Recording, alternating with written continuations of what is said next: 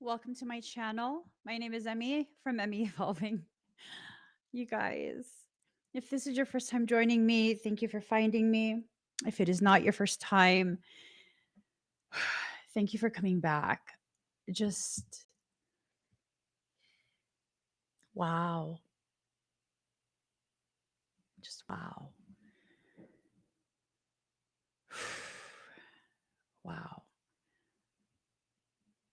I asked what this reading was going to be about, and what I heard is unraveling the feelings. And when I heard that, I was just like, oh God, right? And then I allowed myself to kind of take some time to do a few other things before this live stream starts. And those few other things that I was doing, I have been actively trying to find some of my old live streams, some really, really old live streams, so that I can begin archiving my body of work. Thousands of videos.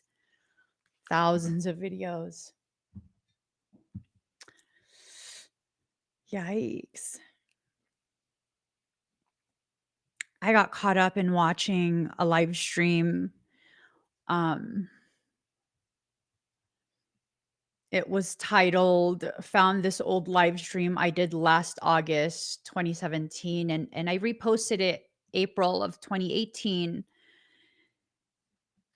And I was just like curious, like, what the heck am I talking about? Because in the caption, it says, found this old live stream I did last August in 2017, had me in absolute tears rewatching it.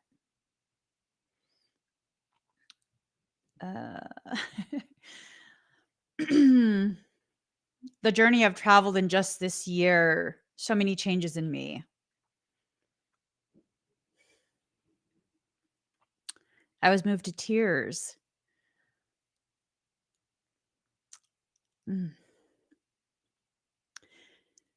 Knowing the few things that I hadn't changed were the most important. A vow to stay soft in a harsh world, and to exist in a state of centered compassion.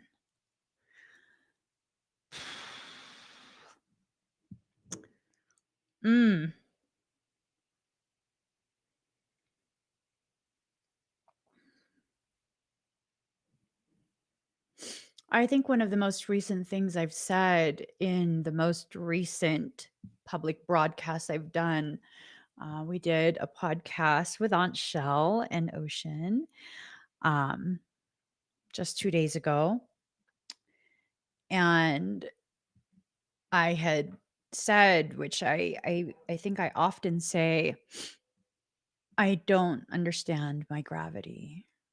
I don't understand how my words could affect people in the way that it does, because in my eyes, it's just opinion.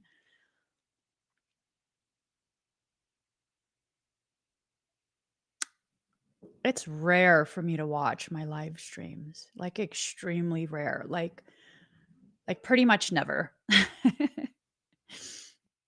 I don't like to. It's weird. But this live stream, it was something that was like, I recorded it during a solar eclipse, the day after a solar eclipse, and it was just my thoughts. And I was really just going to listen to the first couple seconds just to see, like, if it was worth archiving it. And I got caught up watching it. That's why I'm late. I'm late to start this live stream because I got caught up just listening to myself.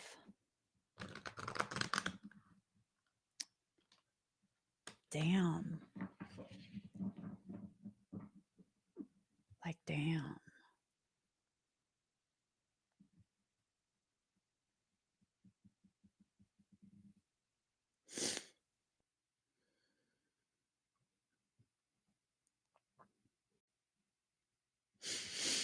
Oh.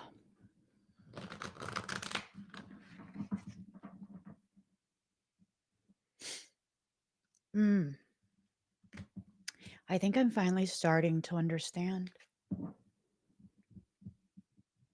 I think I'm finally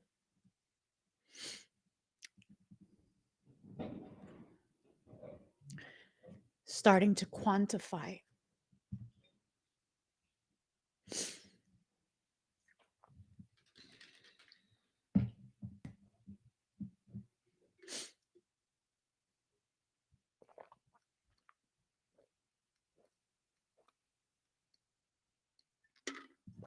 Um, I'll repost that live stream here, wherever you are. I'll do a premiere, and it could be like a live stream rather than a recording. And um, I think I'm going to stop watching it. And I'm going to finish watching it with you guys. Mm. Mm. Unraveling the feelings. Let's get started. Ooh.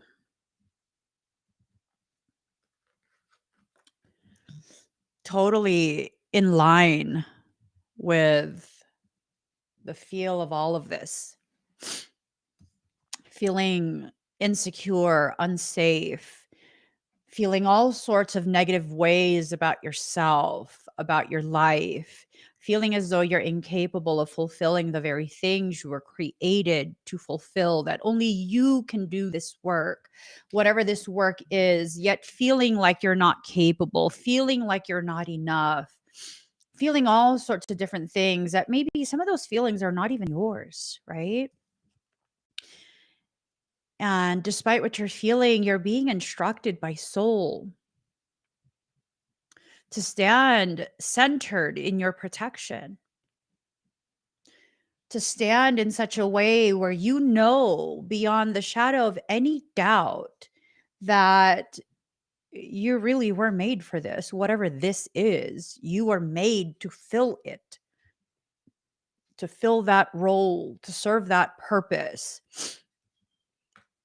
Oh, to be a lighthouse in the middle of nowhere, in the middle of a wilderness, a lighthouse for people to hopefully see their way back home to themselves, right?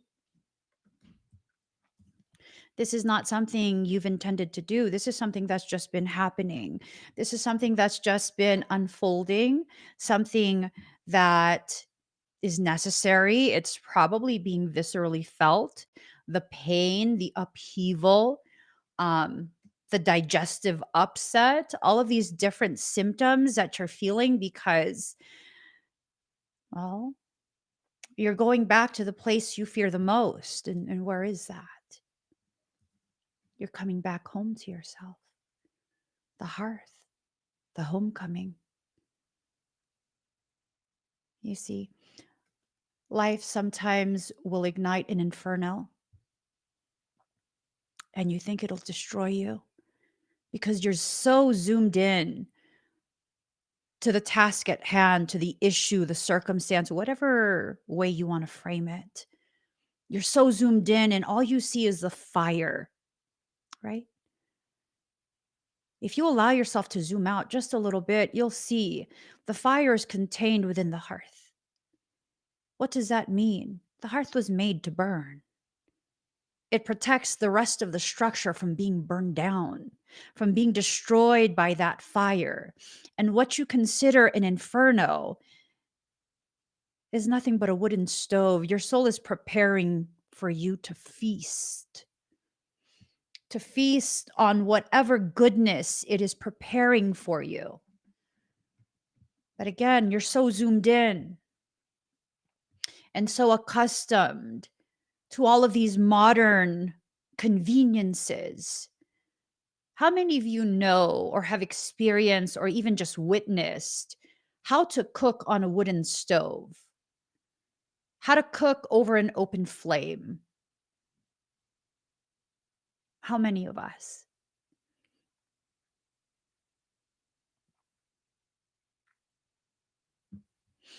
We haven't seen much of anything, to be honest.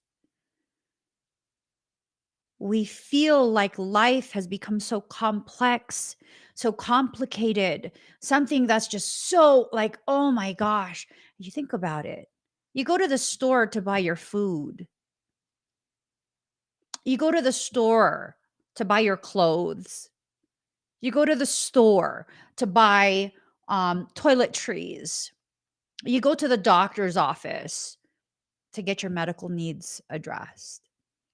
You go to the pharmacy to pick up your medications. We are so far removed from being creators within our life that any little inconvenience, and yes, I'm saying what I'm saying right now, any little inconvenience, we receive it, we register it as something just so horrendous.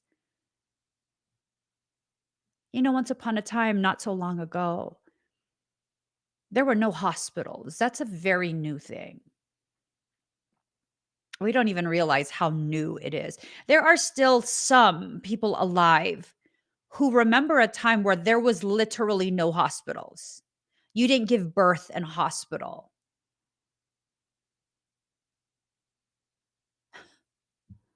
There are some people still alive who were present before grocery stores were created.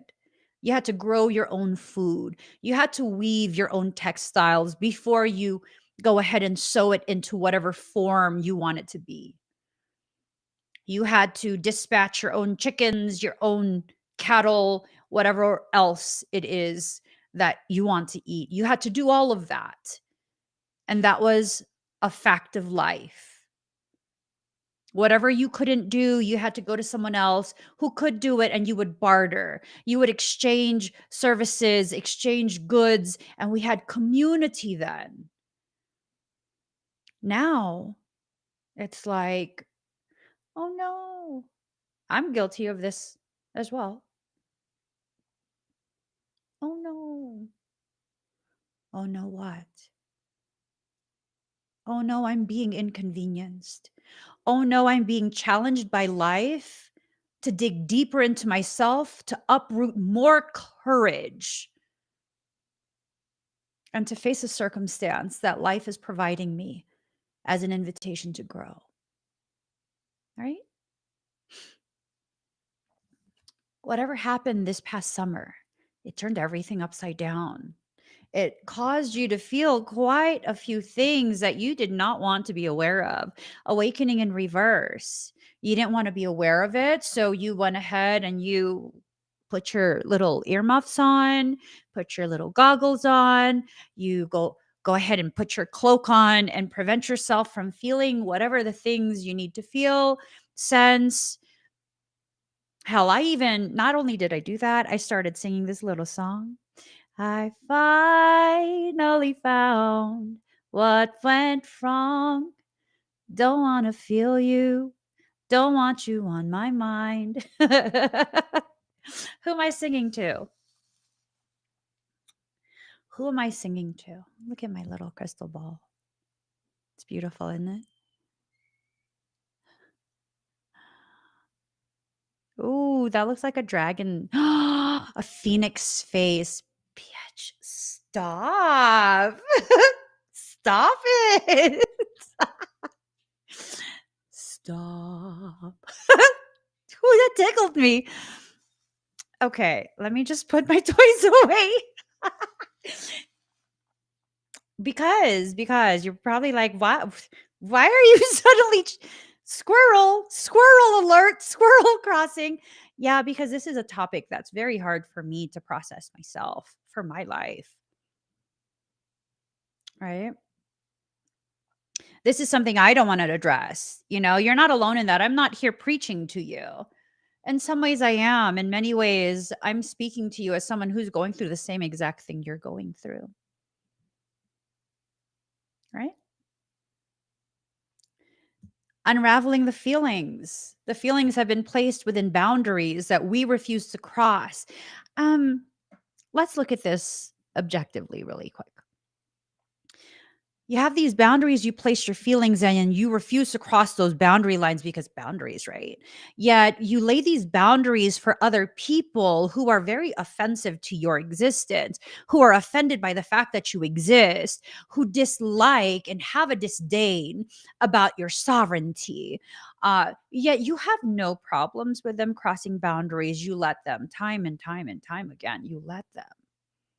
I think that needs to be corrected.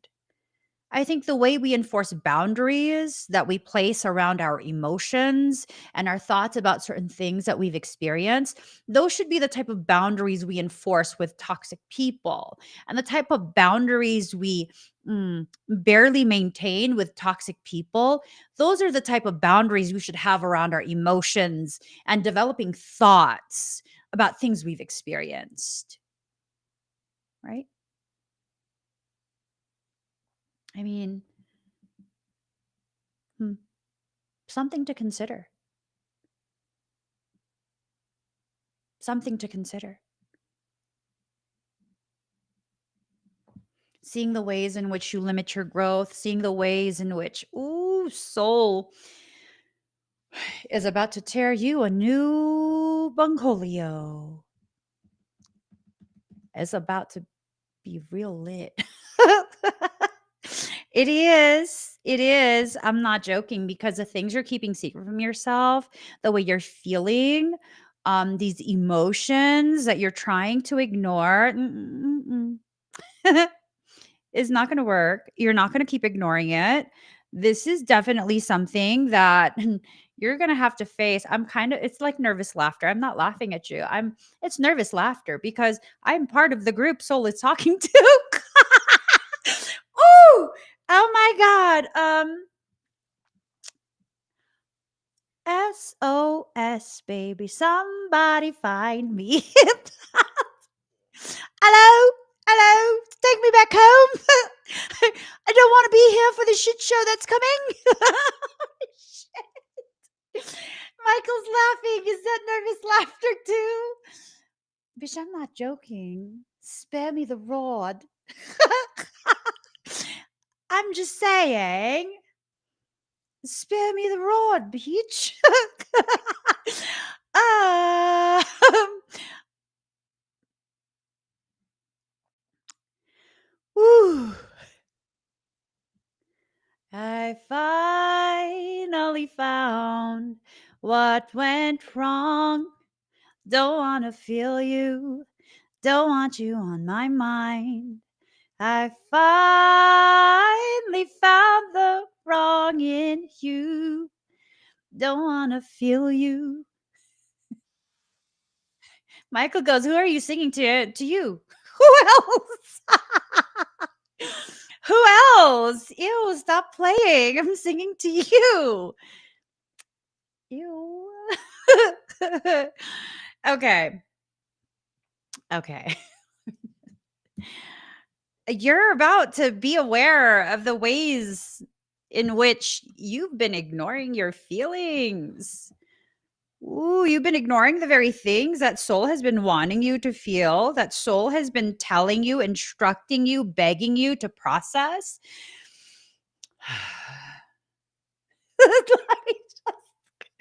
What is this action about?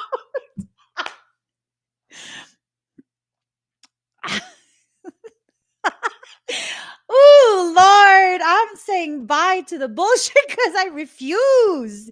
I don't want none of that. I don't want none of that.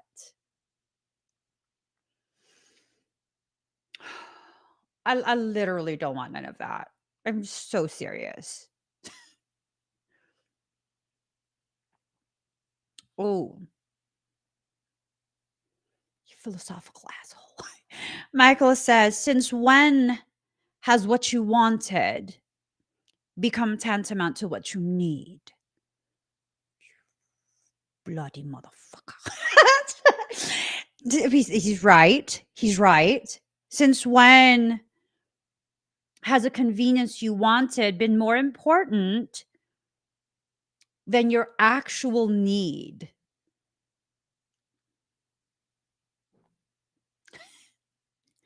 He says, roll my eyes again, see what happens. That wasn't a real roll. That wasn't a real roll. I was joking. I was totally joking. I'm not challenging anyone. I'm not challenging anyone. I'm not. He says, it sounds like you are. Sounding and actually being are two different states. They're two different states, my dear. It's time, it's high time you learn how humans communicate. It's called sarcasm. Highly advanced sarcasm. He said he's going to sarcasm my ass. I wish you would. I'm joking. Don't sarcasm my ass. I'm going to behave. I'll behave. I'll behave.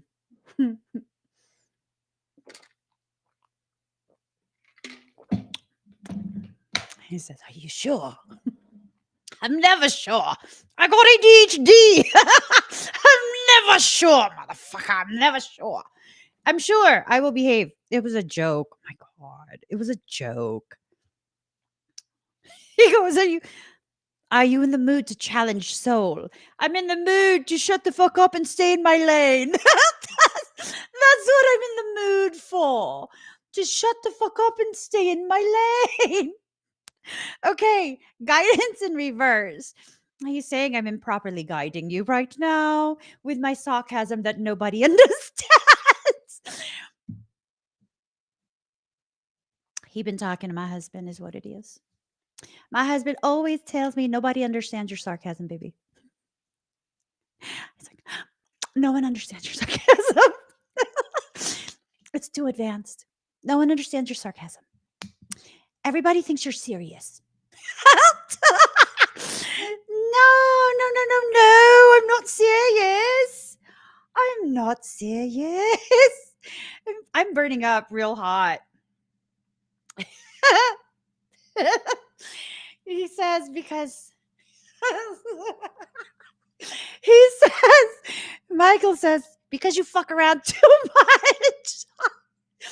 He says, why are you wearing your shirt that way? I'm only halfway hot.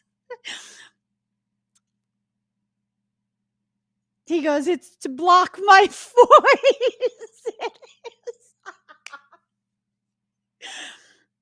He knows me so well.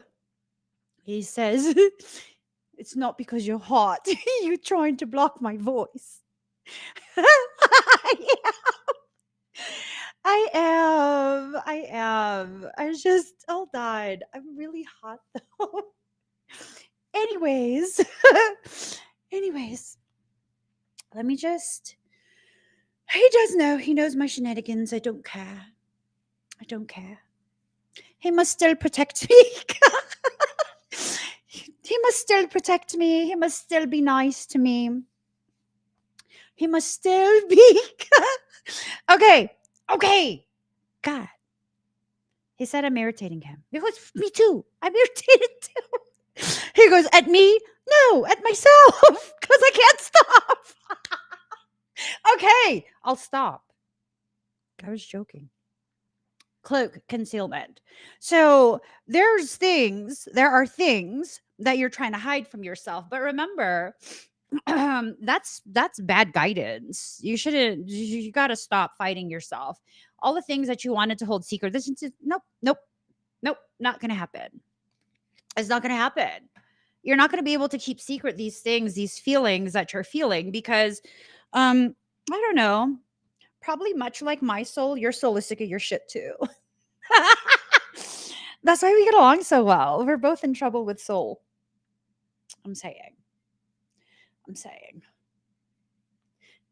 He goes, why do you want them to be in trouble with soul the way you are?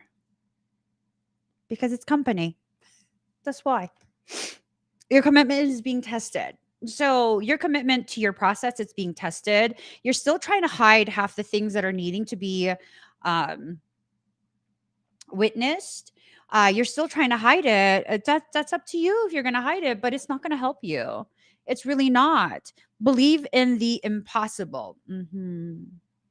I think maybe there's a part of you that thinks it would be impossible to process all of the things needing to be processed. Is it impossible?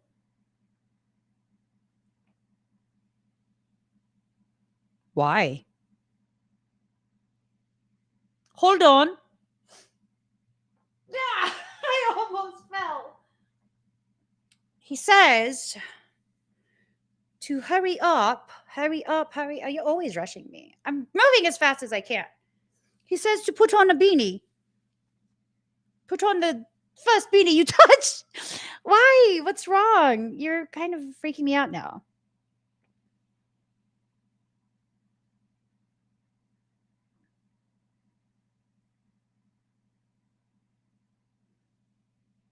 Okay. I'm gonna do a shield. If you want a shield around you, go ahead, put hashtag shield.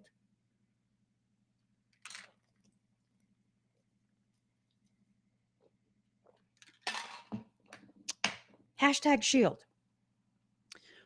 There's some funky stuff coming through. Really funky stuff. He goes, go ahead, take your time. I need the proper song. I need a song. You need a drink, you need a song. Don't want you burning up all my protein. He says, now's not the time to. I'm not messing around. I'm serious. Stop talking to me. You're making me move slower. Here goes. The song is for me.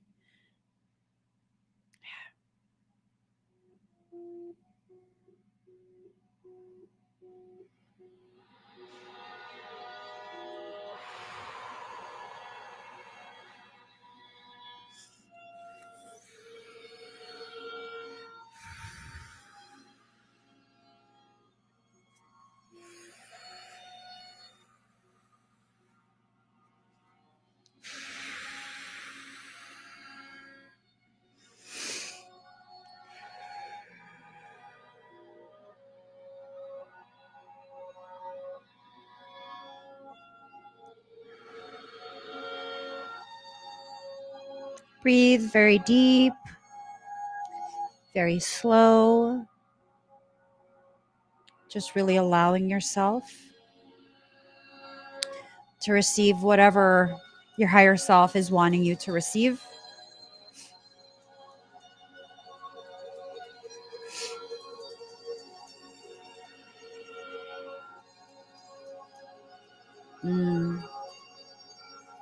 So continue breathing very deep and very slow.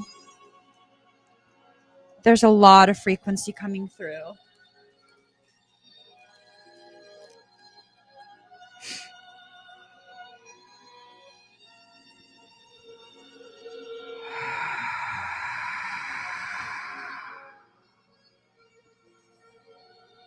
For those of you sensitive to energy, you might begin to feel very, very warm.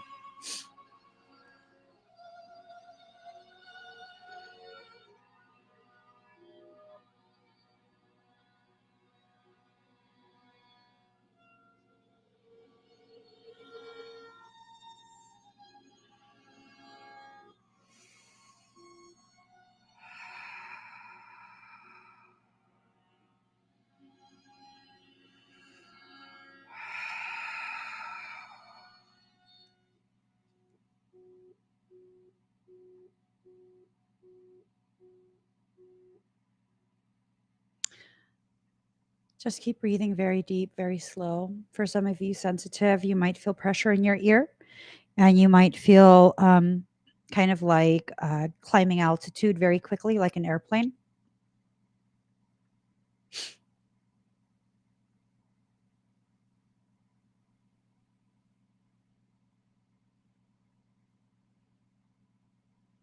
This sacred space belongs to me.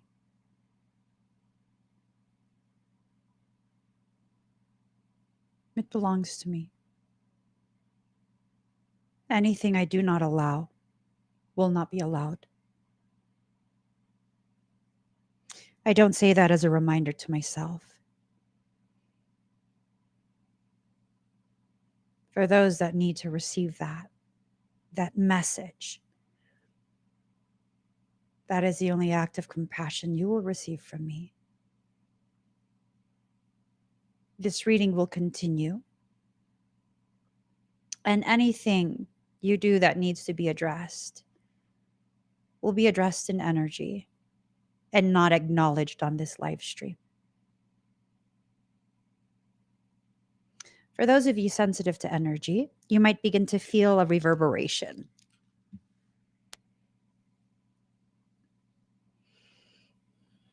Kind of like a very large, very heavy metal gate being slammed shut and locked.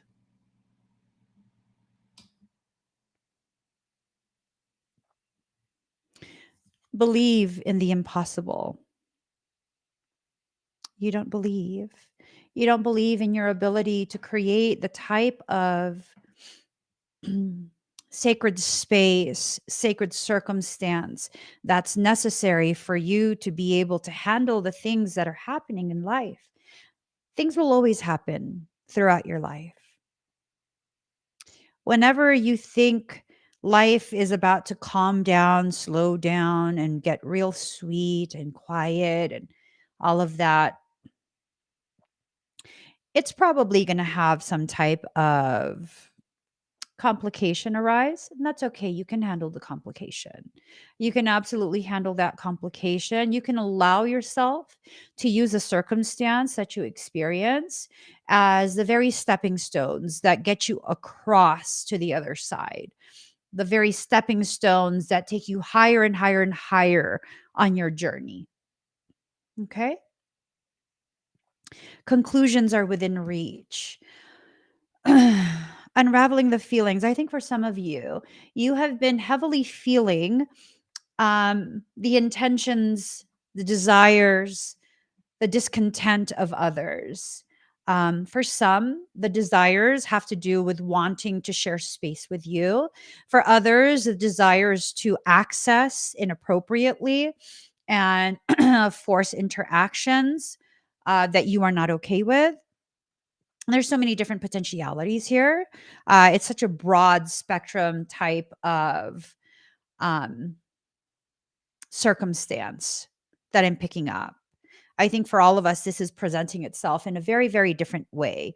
And as it presents itself in a different way, um, you need to allow yourself the time and the space to really just flow.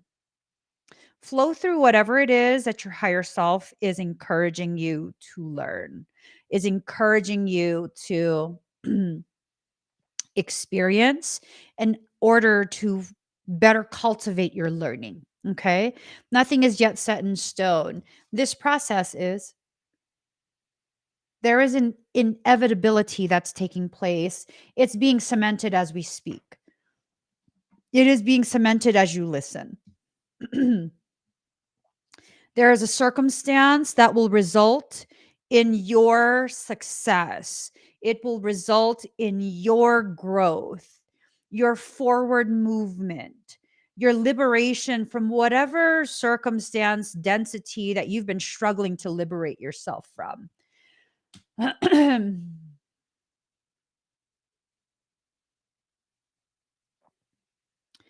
you guys feel that? Do you feel that shifting? Do you feel that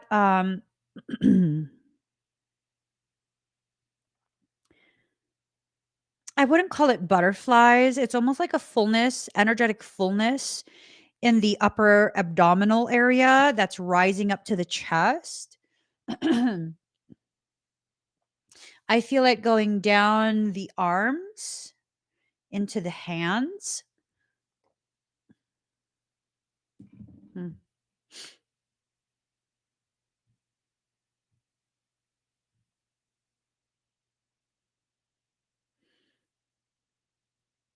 It's a very beautiful type of feeling. I'm looking at a notification that had come in. I didn't realize it had come in. It came in 33 minutes ago and the words are "so be it." And I'm like, what so be what? So be what? So I clicked on it and it's an axiom. It's a quote from a previous live stream that I've done. And it says, "How does it feel to be so badass that the things that others intend to destroy you ends up growing you instead?" Mm,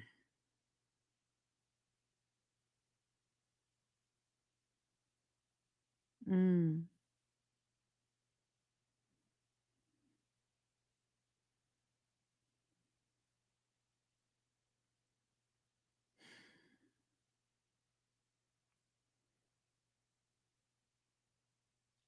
mm.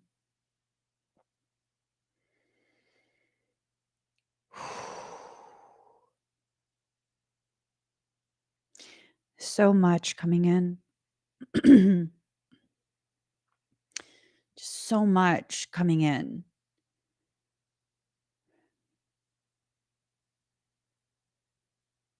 Mm. So I'm aware that I serve as some type of template for you to see outside of yourself some of the processes that you have been in, are in, or are soon to go through. It's so easy to forget. It's so easy to forget the actuality of you, right? It's so easy. It's so easy to convince yourself that you are something outside of what you actually are. What are you? Do you know? Do you know what you're here to do? Even just a slight inkling. So easy to forget that as well. It's easy to forget all of these things that you've gone through to turn you into an even more profound, more potent expression of your authentic divine purpose. I want to show you guys something. Over the years, I've learned, I've taught myself how to cover up, right? How to cover up my energy, how to hide it. I've learned over the years. I've learned. I've learned that live streams record all the energy. I've learned to cloak. I've learned to hide. I've learned to diminish to the degree that I even forget. I forget. I forget. I want to show you. I'm going to leave the audio off. This is an old live stream. I'm going to go ahead and play it and I'm going to just fast forward it. Okay.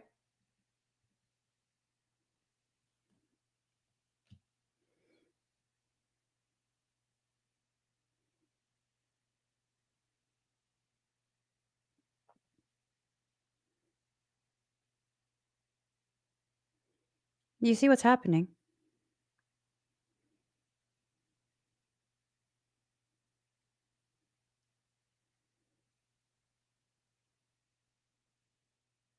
You see what's happening?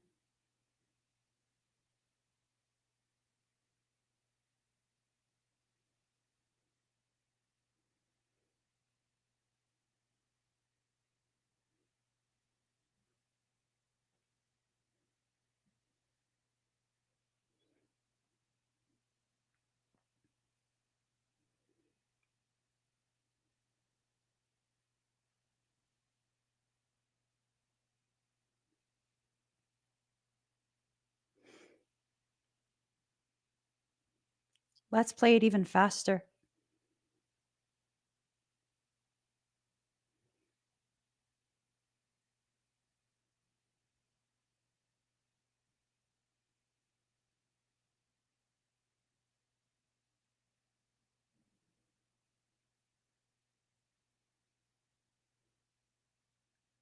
So easy to forget. It's so easy to convince yourself something about yourself that's only a fragment of the actuality of you. So easy. This is from 2018.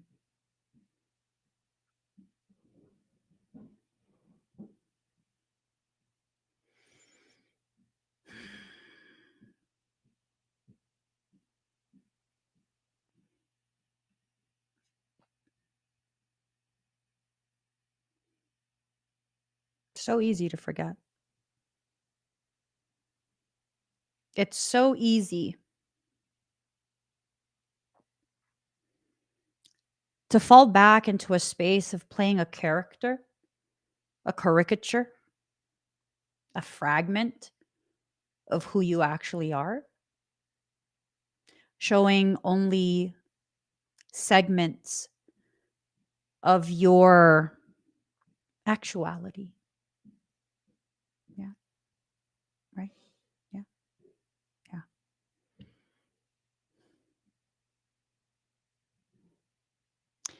In the process of beginning to archive so many of my live streams from years ago,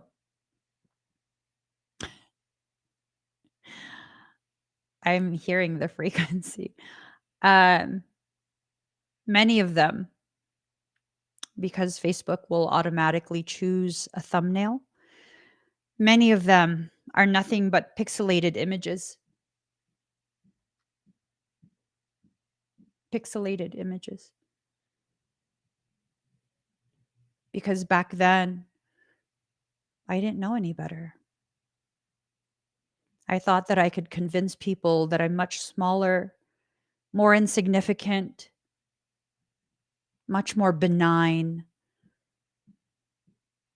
than what I actually am.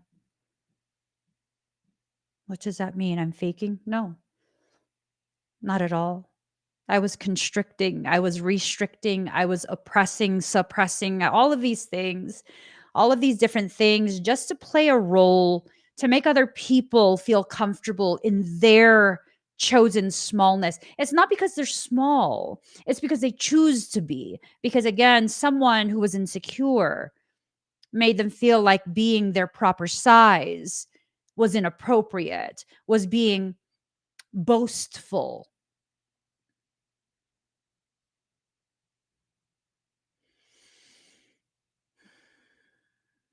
And so I did what we do.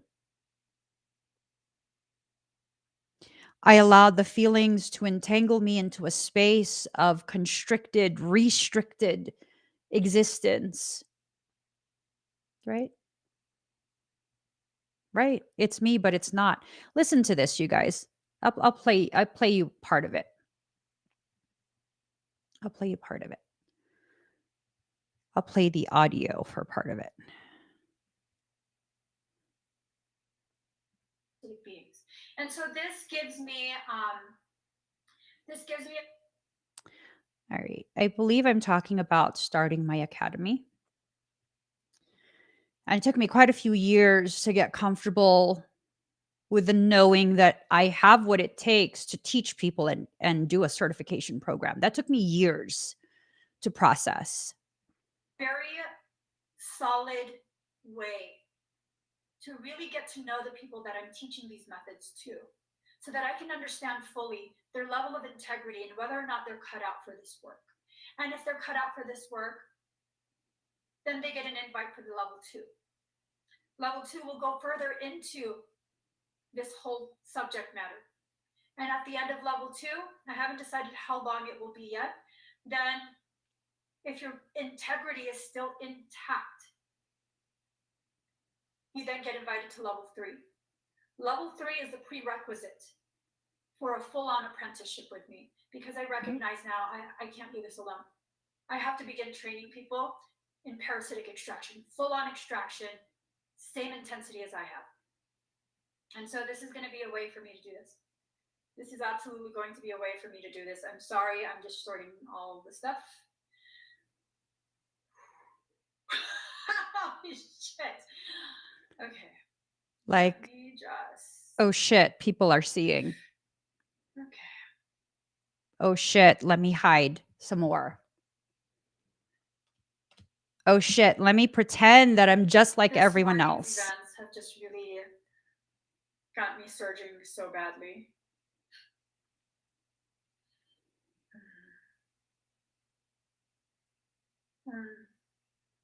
Like, fuck, I can't hide it. I'm trying to calm down, you guys, and I can't seem to. No, that's a lie. You're fucking full of shit, girl. You're not trying to calm down. You're trying to hide it. There's a difference. There's a difference. There's a difference. Right?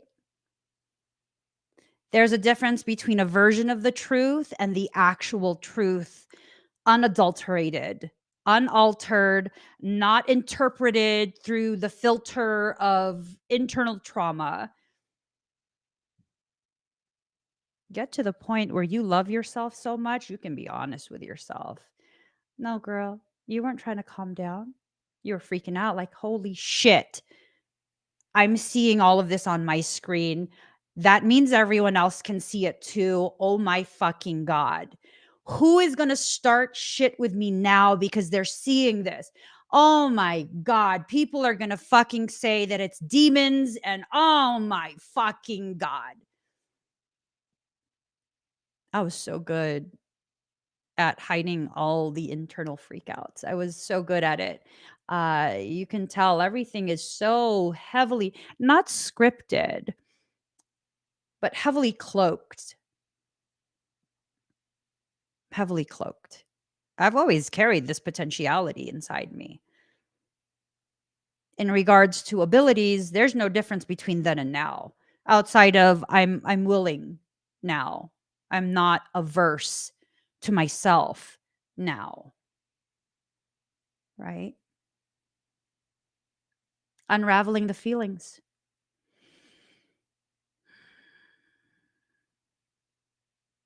What are your feelings telling you that you don't want to hear? What are your feelings trying to show you about yourself that you're afraid to see? What is it?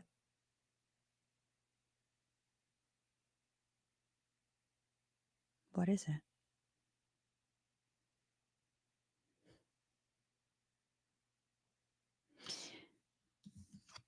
Maybe that you're safe. You and your loved ones are safe, but it's in reverse. And rather than it feeling as though the message is that you're not safe, you're in harm's way, it's more of a feeling that you are safe, you just don't realize it.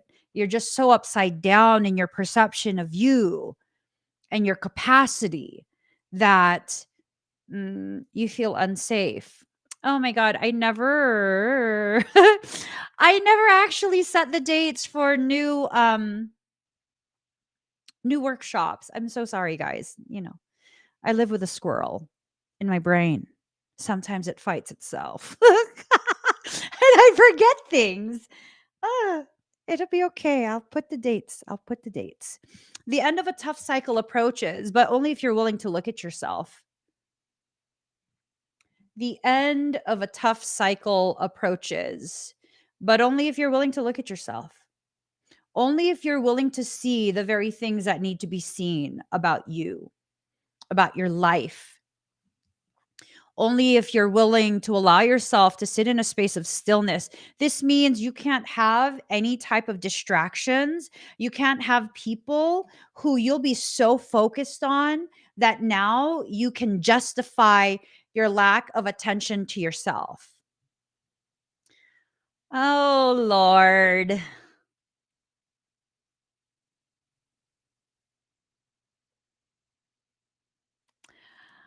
I don't know if you guys just felt the shift in energy. It was a very massive, rapid surge.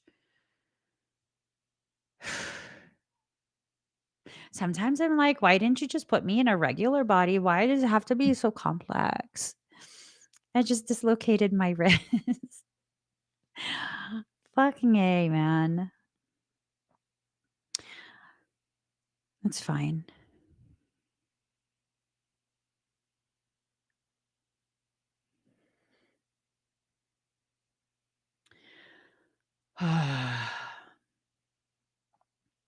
Why is that detail important?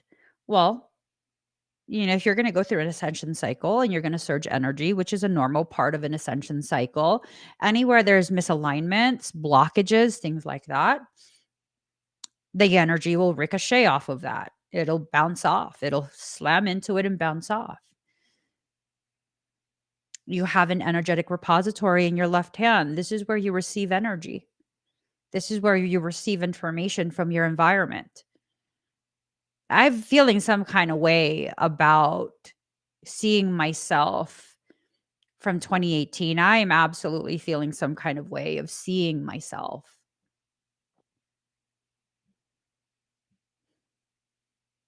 Created a misalignment. And I surged, and now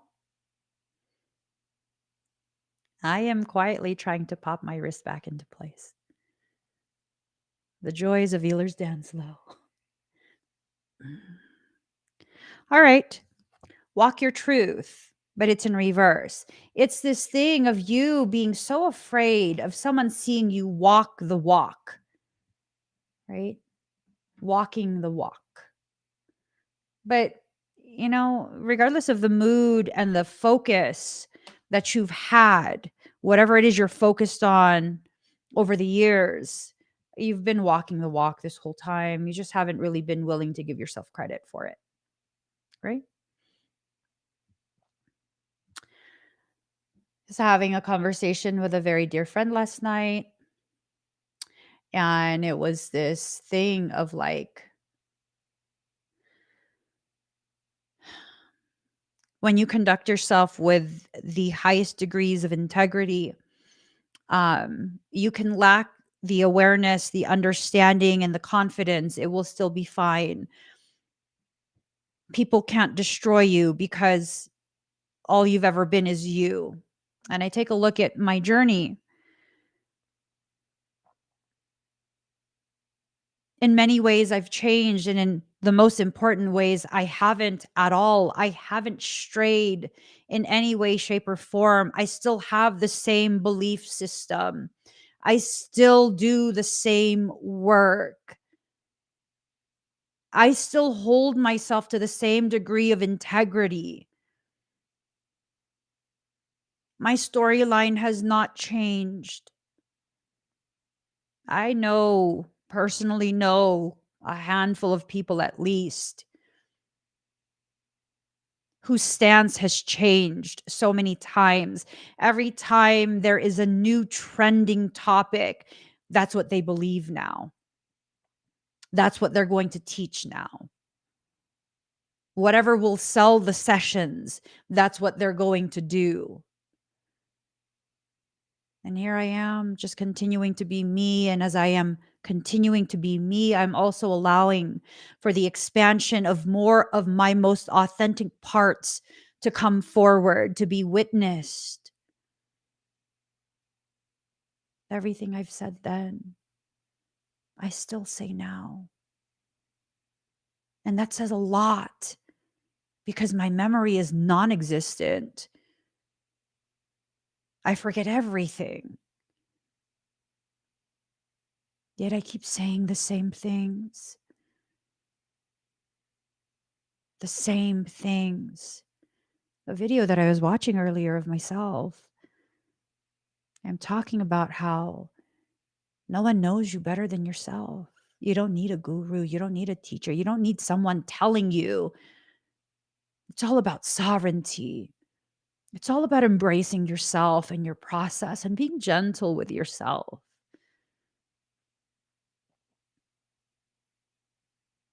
Many ways I've changed. In the most important ways, I haven't, not a single bit. Not a single bit. And I see parts of myself and my softness in that old video. And it's like, dang, no wonder so many people felt so safe with me, felt so drawn and so safe. Someone had asked me in the middle of the live stream for, I don't know, like a personal reading or something. And I was like, oh, I'm so sorry. I'm not pulling cards for people right now, but I could give some guidance for everyone. I'm very sorry you're going through that. And maybe there's something within me that I need to heal that can help me to go back to that space of softness while still maintaining the boundaries, right? And maybe that's something you too can apply to yourself in your journey. Maybe that's something that you need to be aware of, the ways in which you've changed. And in that change, you've totally forgotten about the beauty of your softness. You've totally forgotten about the strength of your grace. And the world has, I'll say, temporarily changed you into a version of yourself that maybe was appropriate for a short period as you learned boundaries, as you began to allow yourself to understand what certain feelings mean. And as you've progressed through that, you no longer need that. Emotions. The emotions are at an all-time high for most people. It's time to unravel the feelings. What do they mean? Are you feeling someone else or are you feeling yourself? Are you feeling someone else that is a reflection of you in a circumstance you don't want to face? Or are you simply increasing in your empathic ability and you're feeling the people who think of you the most, who think of you the hardest? And that's why you feel them. I don't know. I don't know. Let go in reverse. There's something you don't want to let go of. Whatever this something is, it's something that you need to allow yourself to become aware of why you are holding it. Why are you holding this? Is it because it needs to be held? Or is it because you're afraid of what to do when you have both your hands freed to build a life you? I think for some of us, that's why we become so codependent with other people. We're afraid of what's going to happen when we heal ourselves. And some people might be like, why would you be afraid of that? Uh, Trauma, identifying as the very trauma that is needing to be healed. And if you identify as trauma, the process of healing erases your identity as you know it to be. For some of us, we've been in a space of trauma for so long that our identity is the trauma. If that's the case, if that's what you're going through, that's who you've become. If that's how you see yourself, you will absolutely reject everyone's efforts to try and assist you in your healing. The more able someone is to assist you with your healing, the more you will deny their access to you, the more you will reject their offers to help you. And that's just what I've seen. That's what I've seen time and time and time again. And if you see this, you have to remain in that space of integrity. What does that mean? Do not force yourself on other people. Do not force your opinion on others. Do not force anything. You can offer, but the offer, if it is not accepted, you have to accept that. Conducting yourself with the utmost integrity, especially when no one is watching. Especially when no one is watching. Especially when you can get away with it. Just the other week, I went to the grocery store and I shared this with you guys. I had gotten some, I think, post-workout powder, a whole bunch of snacks. And it's a it's a natural food store. So obviously that's going to be pricey. And these are the snacks, only snacks my kids could have. And the pre-workout alone was $20. The guy rings everything up. He tells me my total is $11 or something like that. And I'm like,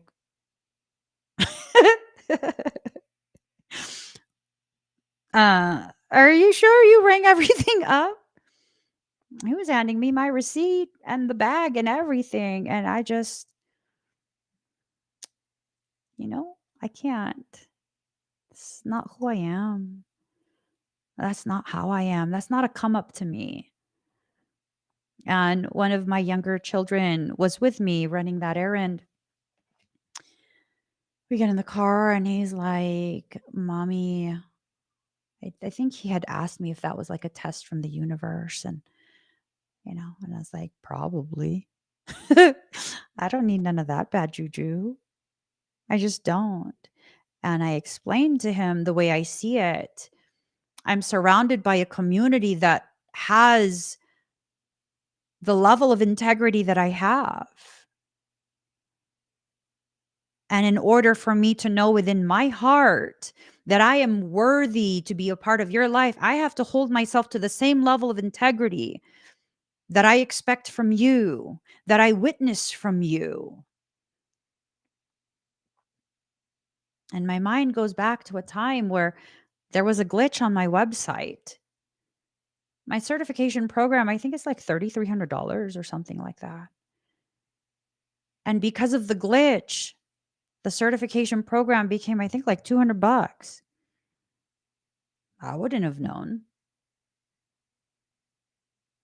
I didn't know until someone messaged me like, hey, I'm trying to purchase the certification program. It's coming up as only a couple $100. That's not right, is it?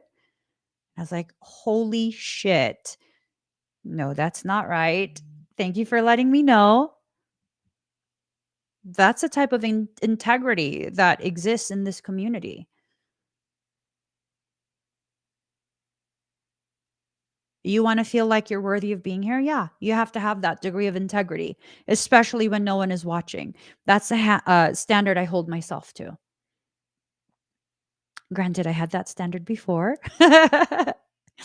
but now it's even more important to always conduct myself with elevations of integrity, especially when no one is watching. I'll know. I'll know if I was dishonest. I will know. And that's more than enough reason for me to not. To not. Some people think that if you can get away with something dishonest, that it's a gift from the universe, that it's this, that it's that it's a come up, that ain't your bad. I don't know about that. The fact that you're rationalizing in that way tells me it's not right. And because it's not right and you did it anyways, that's a karmic load. You just loaded more karma onto your template, more distortions, more confusion, more struggles with understanding why your life is going the way that it is. It's not worth it. It's just not worth it. You got to let yourself disengage from old patterns, unraveling the feelings. Are you feeling like you need to do certain things because those are old mechanisms, old coping mechanisms that you have? Are you still thinking in the same way that got you into the spaces where you feel so alone? And then you wonder why you're alone.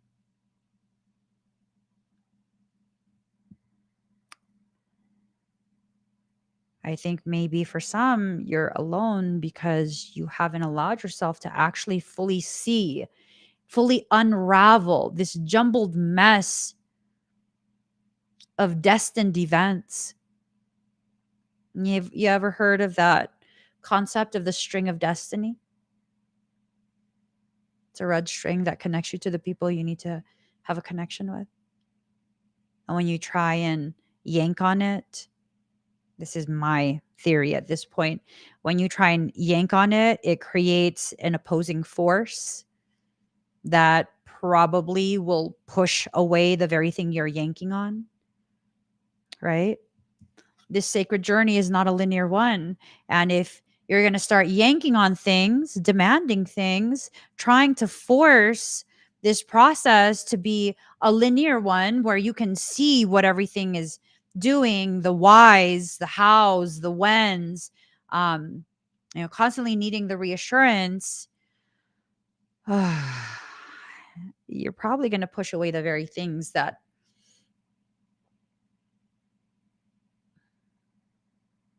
were intended to be gifts from creation. Dang. I think for some people, unraveling the feelings, not projecting them onto others, um, having that unraveling ceremony be a very, very unique, individual type of thing where it's just you, it's a solo project. I think that will address the lack of transformation. The people in your external environment are oftentimes an internalized circumstance that's merely being projected out in front of you. The more fear that I had of people rejecting me, I've done tremendous, tremendous focused work on my abandonment and rejection issues. I still remember exactly where I was when that process began. Damn.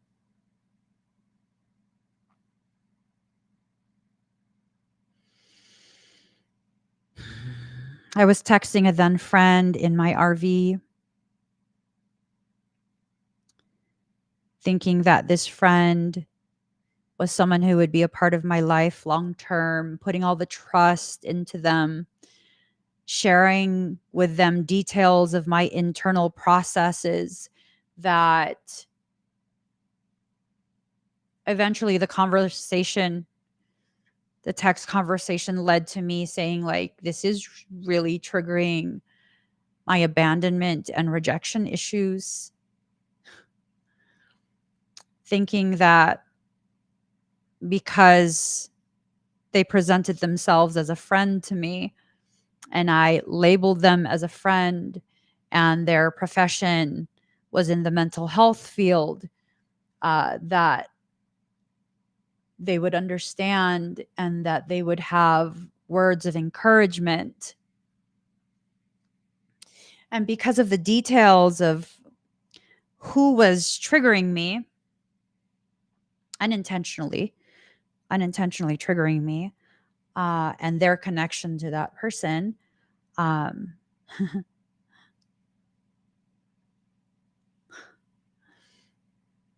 the words that I got from this friend was, that's one hell of a problem that you need to work through.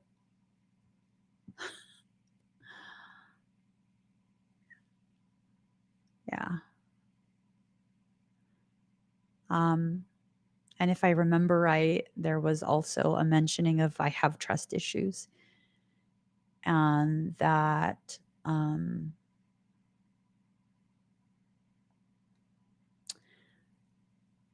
basically it's on me, which in some ways, yeah, it is on me. It's on me to work through it. Hmm. And I remember, it was at that point that I knew what I had told them previously about like this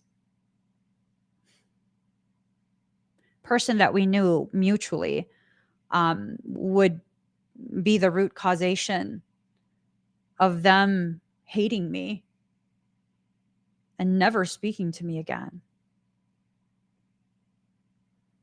And it was in that moment that I knew. I knew that I had mislabeled someone. I knew that this was going to be a very difficult transformation. I knew that it was going to be a process that was going to be very full of emotions that I needed to process on my own.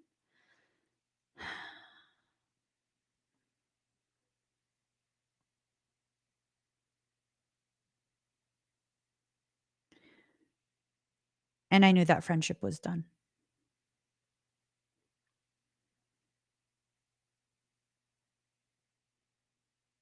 I knew that friendship was,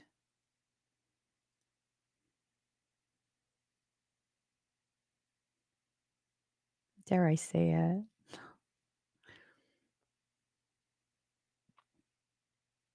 I knew that what started as a genuine friendship quickly became a way to moderate me. It quickly became a way to keep tabs on me. And it was being used as a tool to access me.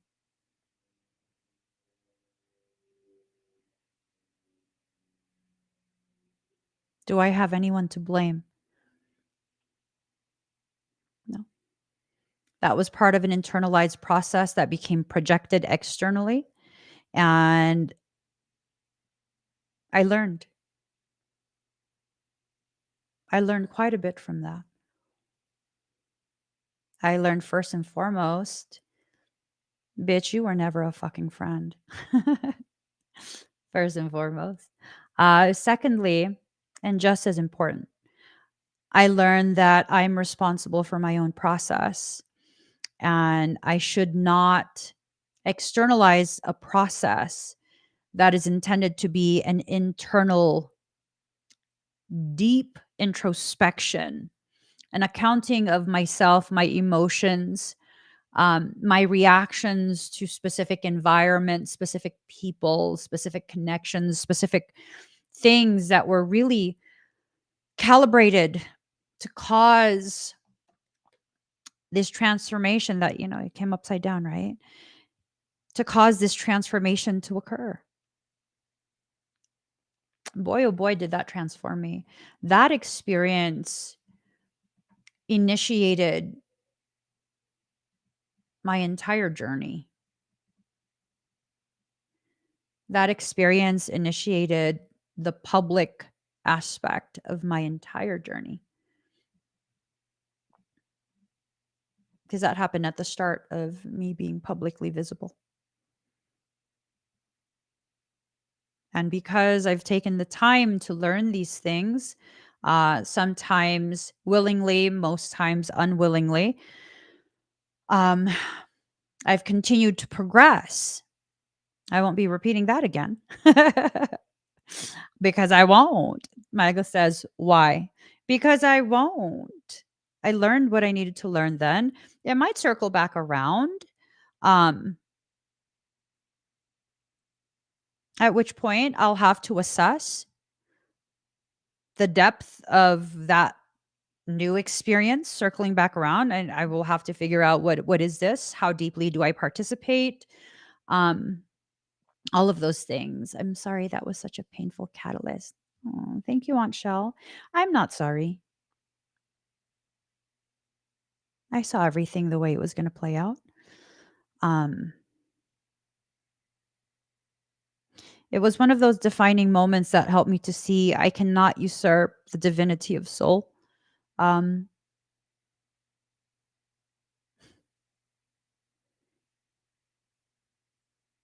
I only needed to go through that one time for me to know. Sometimes when we get so focused on the pain of what we're going through, you don't realize what it is you're being asked to learn, what that pain is tasking you to parse through and learn from. And if you're unwilling to do that and you just focus on the hurt of it, you're going to solidify that this will repeat over and over and over. Oh, Maria, it's still heavy on you. It's the type of weight that grows me. Your girl is. I'm saying. It is what it is. Um, it used to feel heavy. It used to feel dense. It used to feel like a betrayal. Um, and then it shifted into an awareness of I already knew. That person was a friend in the time that we were friends, and we're not friends anymore. And that's just how it needs to be. And that's how it's going to stay. And I'm in control of my own journey.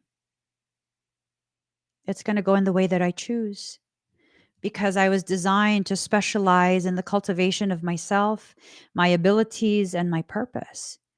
Just like you are specialized, you are designed to be a specialist in your own growth, right?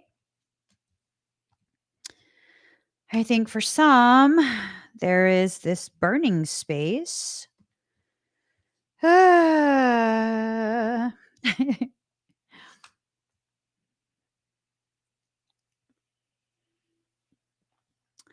Michael says he sees that. What do you see? Me covering my ears even further?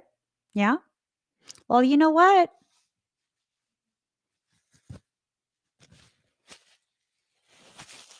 Because I really don't want to hear you right now.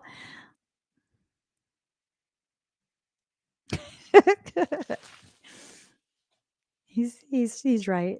He goes, the sound of that insulation crackling in your ear is going to irritate you. It's true. It's true. I took it out. Anyways, so for some of you, part of unraveling the feelings is knowing that those feelings are the unrecognized spaces within you, spaces where these different potentials still live, potential connections, potential. It's one of those potentials, public speaking. Because I really would like to just like hurry up and move forward with my journey. Mikaela, what do I need to do to facilitate the next part of the journey? What do I need to do? Tell me. Tell me.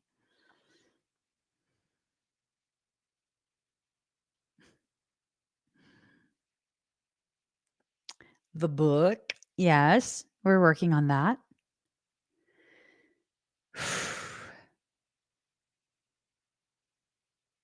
Oh, God.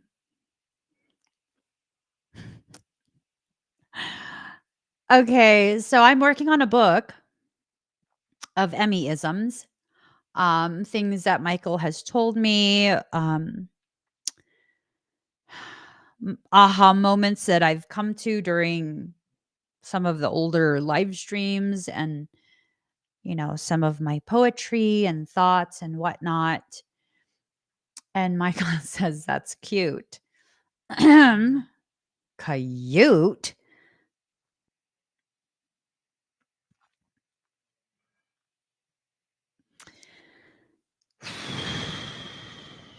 Boost your situation.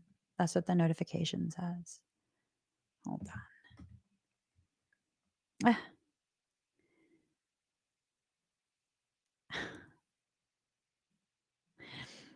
It says, I needed to make sure that you got one last look at this opportunity to boost your situation. You can rub your eyes if you need to, but this is real relief.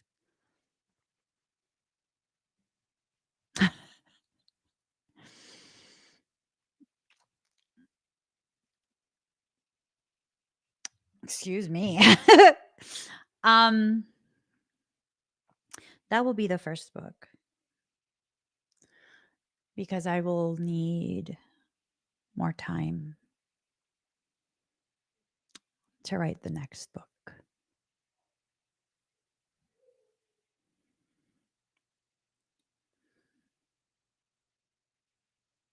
He says, I'm fully aware of the basis of your hesitation. the avoidance of defining your life, being definitive in the way the details unfolded for you, and the finality of those details once printed in black and white. And then he says, but understand it is in that polarized space that once you are placed in center, you are powerfully positioned to access both your light and your darkness, the black and the white. And in that, you will have full access to your potential. Well, I mean, maybe I don't need full access, maybe just partial. Can we just do a trial run? Can it just be a trial subscription? I'm just saying, like maybe just a trial. Do we have to fully commit like this? I'm skittish. I'm skittish. I'm very skittish. He says, you can do that half-assedness in every other aspect of your life but this, right? I can do half-assedness in every other aspect of my life but this. It's time to bring all your parts together. Unity. Part of bringing your parts together involves recognizing the current need for space. And in that awareness of the current need for space, holding that space will lead to the reunification of what needs to be reunified. There's also this message regarding perception. Someone perceives you to be their entire world. They just can't manage themselves to say it, to make it known. What? Not make it what? They can't manage to make it known to you or to anyone else in their life. That sucks. That sucks. That really, really sucks. I am totally of the mindset. I don't like that. I don't like not knowing. Like, I don't like to pressure people, but it's like if you're not going to clarify for me something, well, then I'm not really interested. Right? If you don't have the courage to speak and make declarations that are necessary for me to gain understanding, I'm just kind of not interested. One of the things that I have admired, like just really loved so much about my husband was there was never any question of anything. There just wasn't. There was never any question of anything.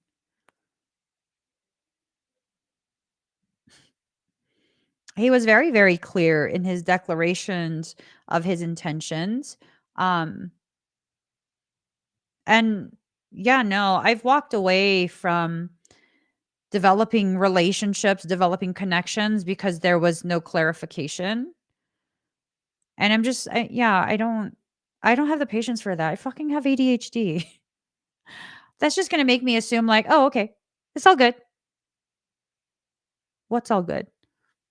Nothing. Nothing. It's all good. What do you mean it's all good? That this is nothing. There's something to pass the time. I don't know. I mean, you're just a curious person or I don't know, but it's all good. That's not what I meant. Well, that's how I took it. So that's how it is. I'm just not interested. Once I receive that type of um, awareness of how there's no verification of what needs to be verified, your verification has been requested. I wanted to make sure you didn't miss this because, wait, what did it say? Bitch, you know what my face looked like. Quit playing. Okay. I wanted to make sure you didn't miss this relief because you weren't able to verify your info. Your verification has been requested. Well, if I request verification of what it is, what's your objective here? And you can't give me a clear answer, there's no objective. Done. These are done. I'm not going to ask again. I'm not going to assume. I'm not like, it's done. That's that.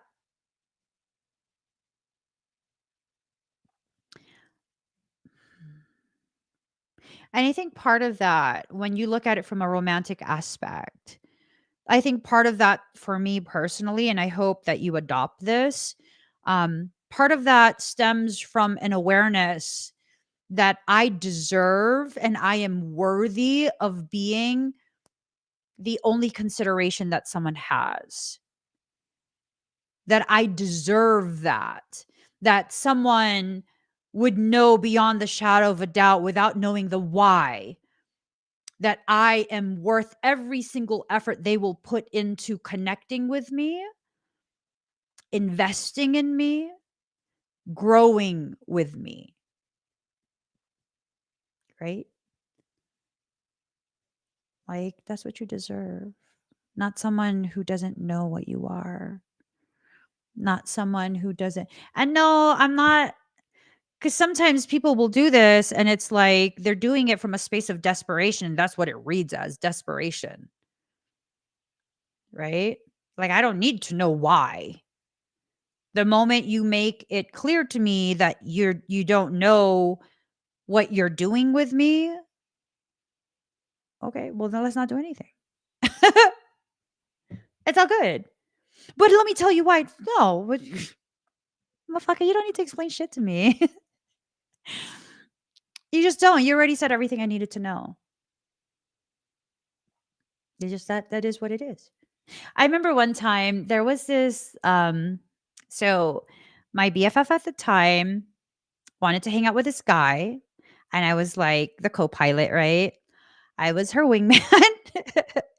So she wanted to hang out with this guy. She met this guy through a guy that I met at the mall because he had a show car. I was working at the mall. He was working at the mall a couple stores down, and he had a show car, and he was gonna. His car was gonna be featured in Lowrider magazine, and he's like, "I need a model for the car." And so he came up to me and he's like, "Hey, my car's gonna be on Lowrider magazine. This is the shoot date. We need a model. I was wondering if you wanted to be the model." And I was like, "I'm not a model." And he's like, "But I'm asking you to be." And I was like, "Oh, that's so cute, but I'm not. I'm just not." Yeah. And he goes, "Well, are you serious?" Yeah, no, I'm serious. And then that started conversations where like we became um literally like platonic buddies, right? And one time he had asked if I had any girlfriends that he could introduce his friend to. I was like, "Yeah, no, my best friend is gorgeous." She's gorgeous. Like, oh my God. Yeah, no, I totally do. And so he introduced his friend to my friend, and they had a little thing going on. And so, I would end up having to go with her, and we would go to this guy's place to watch wrestling. To watch wrestling. And I was just like, this is the dumbest shit ever. But you're my homie. So I just like, couldn't y'all just watch wrestling on your own? Why do I gotta be here? Right? But the guy, we would like tell each other jokes and stuff. And, so it was fine. It was fine. I wasn't ever made to feel uncomfortable. It was just like, this is asinine. Why the fuck am I here? I don't like to watch wrestling. But, like I said, I'll be your homie. I'll be your wing girl. Right. And I don't know what he thought was happening. I was always extremely very platonic, like very platonic. Sometimes we would chat on the phone, like via text. He would tell me jokes and stuff, like, "Oh, that's funny, haha." Okay, whatever. And then one day, I hadn't responded to a text in a little bit, just because I was like busy. And then one day I think he called me and he was like, "Hey, don't ever call me again." I was like, "Okay." So I didn't. ever again. Like, you said don't call, don't text, so I didn't. I'm not gonna ask you why. What did I do? Like, you a homie. You don't want me to be a homie. That's fine. I don't fucking like watching wrestling anyways. Yeah, I'm not tripping. I'm not sweating you. And that's literally how I am with pretty much everybody. Like, I'm not gonna sweat you. You want me to call? Okay. But are you gonna ask why? No. You came to some conclusion on your own. That conclusion needs to be respected. It's just it is what it is, right? And then months later, he sees me in the mall. He comes up to me, he goes, "How come you don't like text anymore?" And I was like, "Motherfucker, you told me not to text you." You don't remember that shit? Hey, he goes, "Oh, because I had a girlfriend at the time, and she saw our texts, and she got upset. Like, who is this?" And then she found out it was you, and then she was pissed. And I was like, "Okay, well, then why are you asking me why I don't text you? You better quit talking to me before she gets mad at you." And he's like, "Oh, we broke up." I'm like, "You're fucking stupid. I'm not gonna text you now. I don't even care if your jokes are funny." Like, Would you do you think we were talking? Because we weren't. We weren't. I would play the snake game on my Nokia while I watch wrestling. I would play the snake game on my Nokia. Like, no. I don't need no explanation. You guys don't need an explanation from people who make it known that it's not reciprocated. If it's not reciprocated, it's not reciprocated, and that's that. Whether it's platonic friendship, whether it's relationship, whether it's a work opportunity or whatever it is, if it's not reciprocated, it's not reciprocated. Just accept that, carry forward. Bring all the goodness that is you with you as you walk forward. I'm not leaving nothing behind. Hell no. Why? I might need that later on. I'm not one who accepts gifts easily. So I'm going to carry all of my stuff with me forward. I'm not going to give that to you. I'm not going to leave that with you just for what? So that when I need it later on, I have an excuse to reach out. No, you made it clear. You don't want communication, so no communication. That's that. I think maybe our standards need to change. If you're looking at this reading from a relationship, romantic connection frame of mind, I think your perception definitely needs to be shifted into a space of anyone who doesn't see the gravity of you and what you offer really is not worth a second thought. But just, yeah, my husband helped me to learn that even more so. Even more so. He has, in the 25 years that we've been together, um, he has never been okay with me questioning my value, my worth, the amount of love that I deserve. He's never been okay with that. He's never made me question that. Not at any point. Not at any point. I don't know if maybe just, my husband is just such a unique type of man, and there's no other people in this world that understand how to love as wholeheartedly as he loves me. I don't know. I haven't dated many people. I just haven't. I don't like people that much. I don't like it's hard for me to allow myself to get to know people just because it's like, I don't want drama in my life.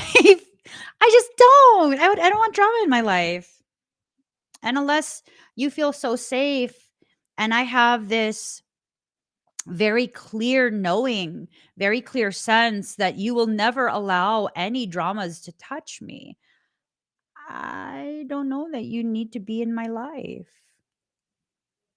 And I'm not talking about never sharing and seeking um opinions from me when you're going through things as a friend.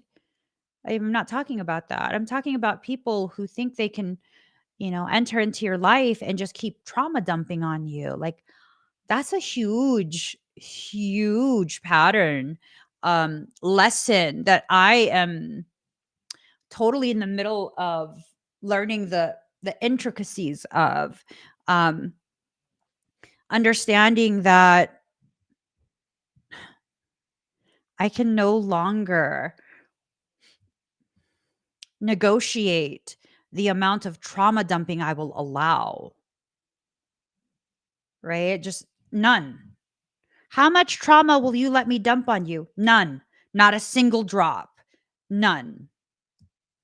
Right? Because if you think about it, it's like asking me, "Hey, Emmy, I see that you have a sanctuary here. It's so beautiful. You must have taken your entire life to cultivate the beauty in this sanctuary. How many times can I come and drop my garbage off?" Let yourself kind of, does that sit right with you? Does that sound right?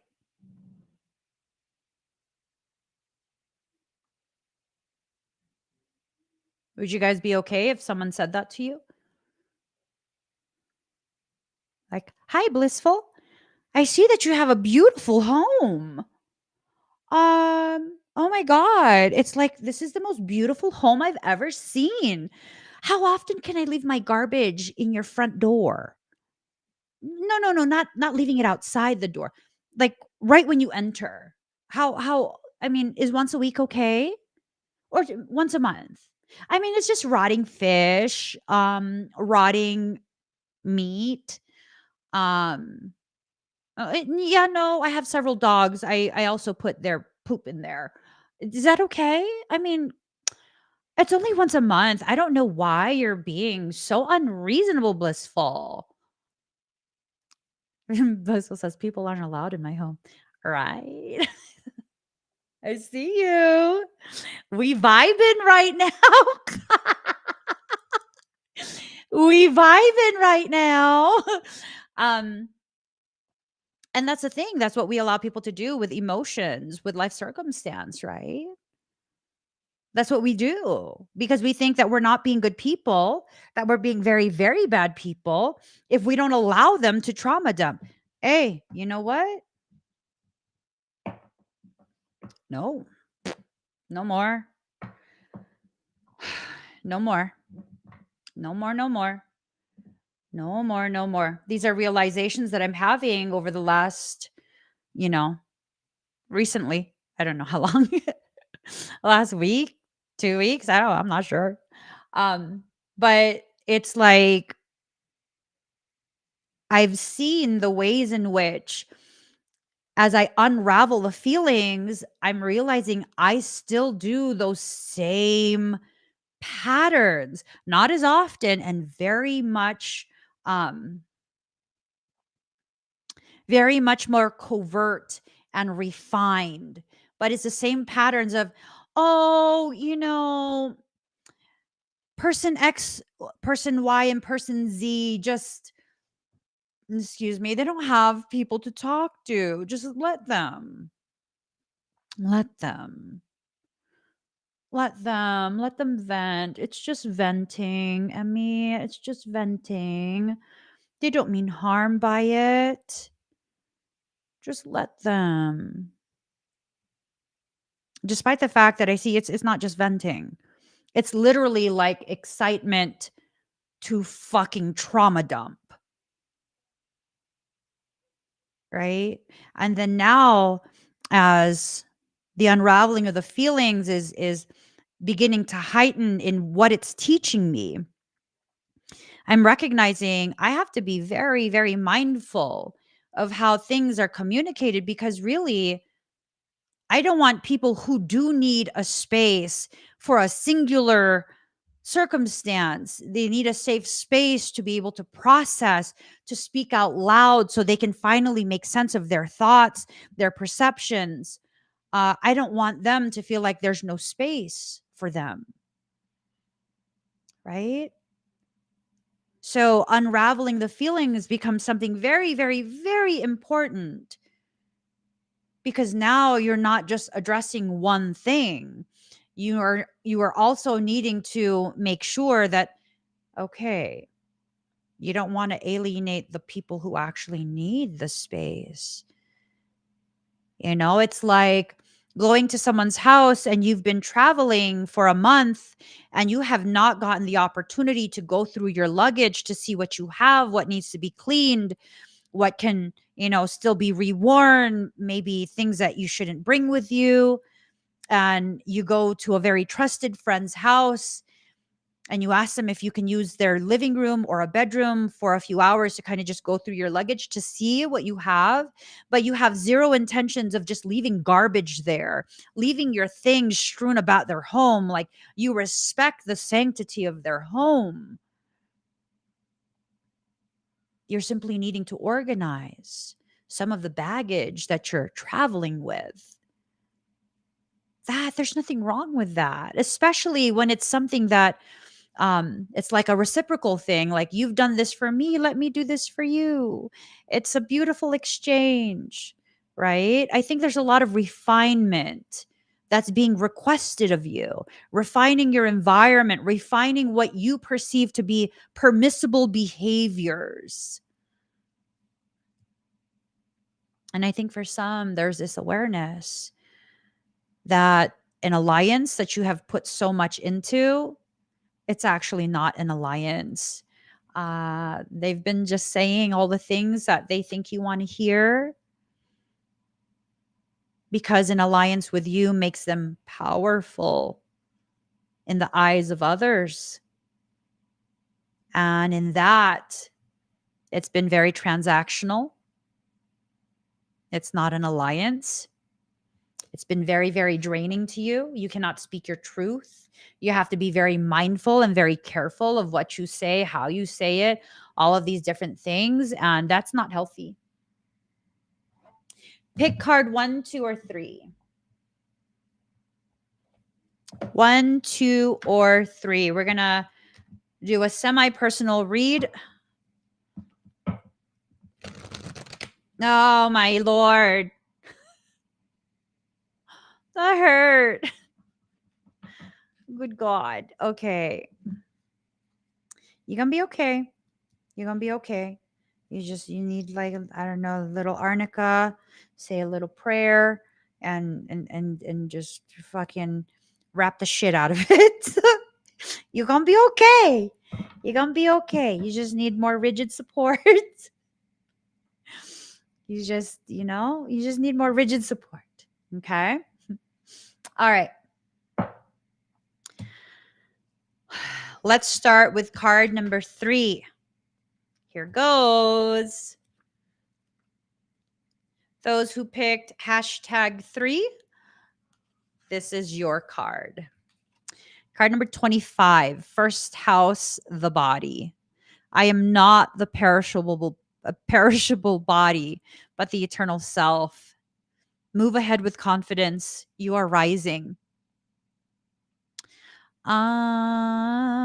The first house represents your physical appearance, how your body works, and where your strengths and weaknesses lie. It's the beginning to everything. This is also the mask that everyone else first sees. Although the first house is a house of self, it's also the persona you project. It is how you relate to the world first. Mm. Mm, mm, mm, mm, mm.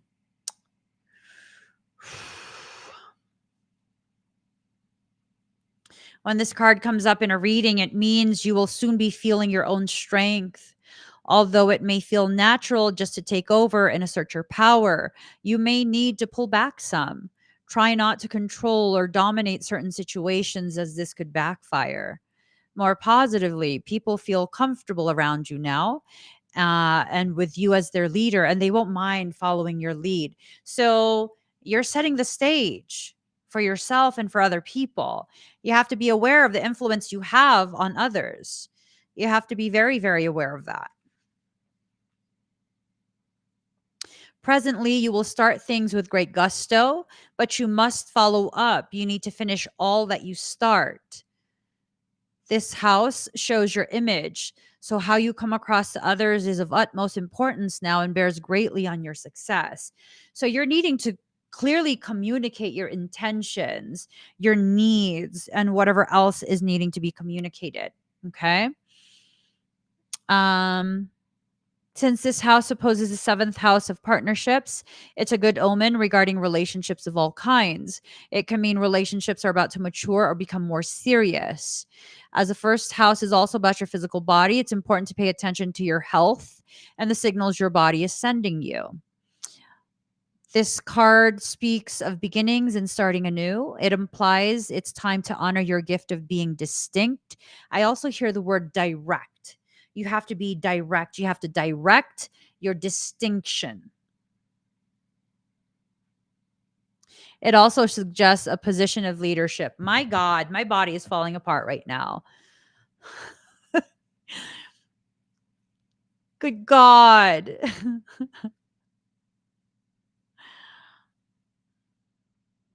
Give me 1 second, guys.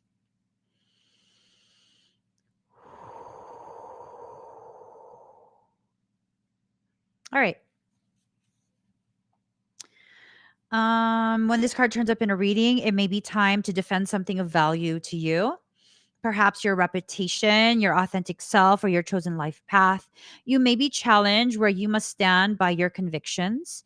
You could have conflicts with certain authority figures and thus need to go to some extra measures to keep a cool head in any given situation. Okay. That also includes situations involving your soul. This card marks a period of being tested or challenged and indicates who you are and who you will become. Whatever is implied in the surrounding cards will indicate that what must soon be faced and met is coming. All in all, the first thing to consider with this card is how healthy you are and your stamina. Then your role as a leader or just you as a person who is about to start something significant. So, mm,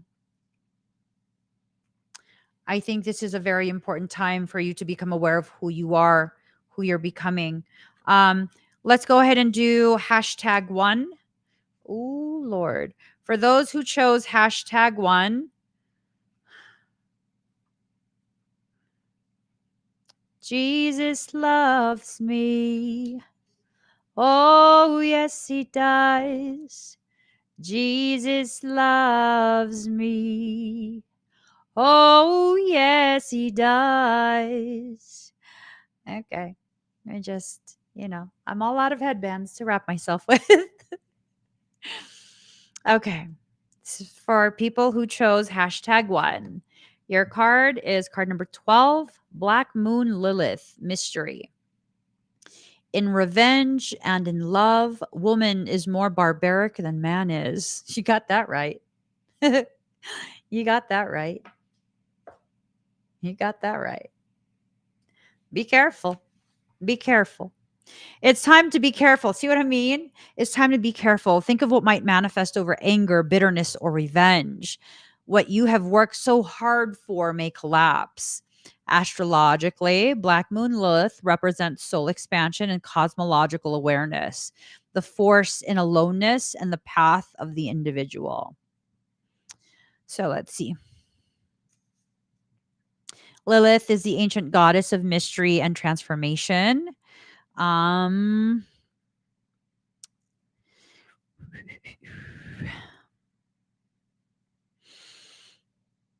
Throughout the ages, Lilith was demonized. She was the first spiritual upstart, but in recent years, her status has changed. Lilith is a feminine force of command and strength. She represents the powers we hold in secret. Be careful if you're going to be working with Lilith. Be very, very careful. You better make sure that the version of mother effer. No, sorry. The version of Lilith you work with is Lilith from the light, not Lilith in the shadows, because you gonna fuck yourself up. Yeah, be very, very careful to all the ladies who are on social media and you have been scorned, and therefore TikTok is reading your brain and shoving Lilith all up in your face. It is not cute to enter into a villain era. You will succumb to that darkness. You can believe me or not. It is up to you. That's not one you want to work with. Just keeping it very honest right now. That is not one you want to work with. When this card turns up during a reading, something lurks. Lilith appears as a dark part of the astrological chart. She is our shadow side, the dark face of the moon where mysteries and unexplained occurrences lie in wait. Okay, so first and foremost, hold on. Is that song Dark Side of the Moon? Side of the Moon lyrics? Is there a song? Huh? I've been mad for fucking years, absolutely years. Been over the edge for yonks, been working me buns off for bands. I feel it. I dig it. I'm sorry. I dig it. I feel it. Okay. Um okay. If some song pulls up and it is called Us and Them by Pink Floyd. Us and Them, and after all, we're only ordinary men. Me and you, God only knows it's not what we would choose to do. Forward, he cried from the rear, and the front rank died. The general sat, and the lines on the map moved from side to side. Okay, wait.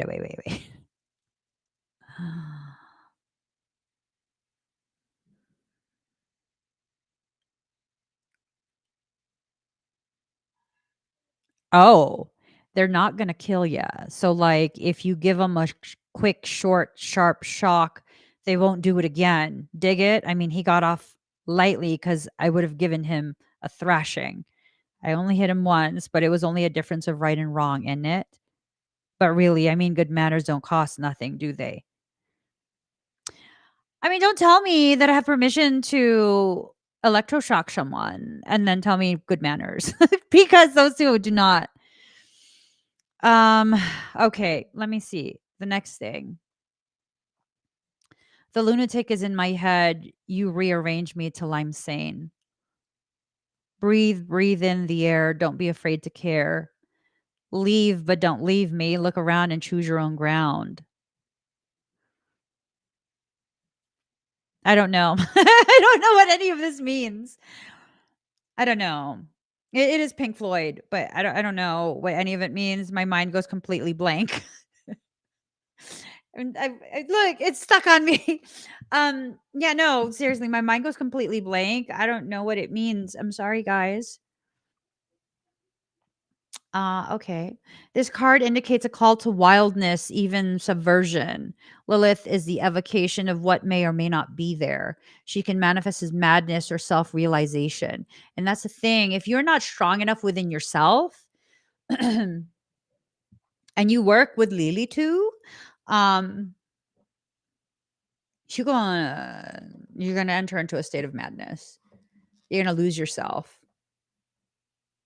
Most of the people who work with these beings, because you saw someone adorable on social media doing it,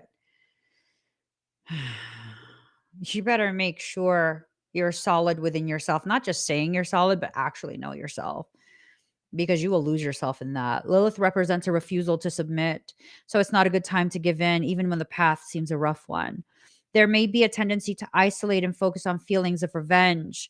The hallmark of Black Moon Lilith energy is muteness and aloneness. Mm, is this a thing of like someone disappointed you? And so you're totally like, oh, they'll see. I'll make them see. You can't make a blind person see. I'm sorry. You just can't. That is a fool's errand. You cannot make the blind see. When someone has an incapacity to see, you cannot force them to see a clarity they never had.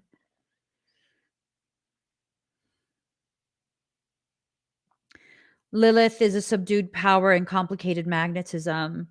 She remains awake while the rest of the world is asleep. She's the dark thoughts that enter our consciousness just before we fall asleep. This card suggests female rebellion. She can represent an angry mother, an enemy, or an embittered woman, or even a stalker or a scorned woman. Oh, God. Is that why I get that ugly energy?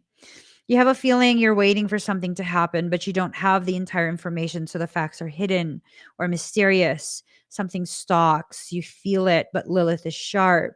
She knows, she senses, she processes what is there. Because Lilith feels slighted, she can represent a formidable foe or dangerous enemy. So for those who chose number 2, there's some fuckery going on behind the scenes. I don't know what the fuckery is. Be careful. Be careful. You might be dealing with someone who gets aroused by the fact that they are plotting on you. Okay. That's not to say that everyone who picked number 2 has a person who is plotting on you. That is to say that you're very much registering on the radar of someone who has a very distorted perception. Um, hmm. Ocean, 1, 2, or 3?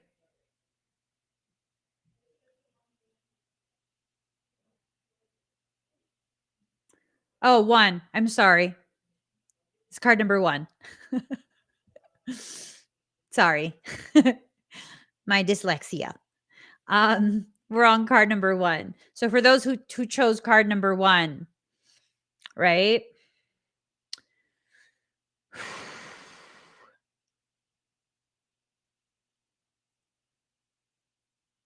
Hmm. I'm trying to assess if you're in actual danger. In a general reading, that's a little bit harder to do, but your perception of yourself is what's in danger. The progression of your journey is what's in danger.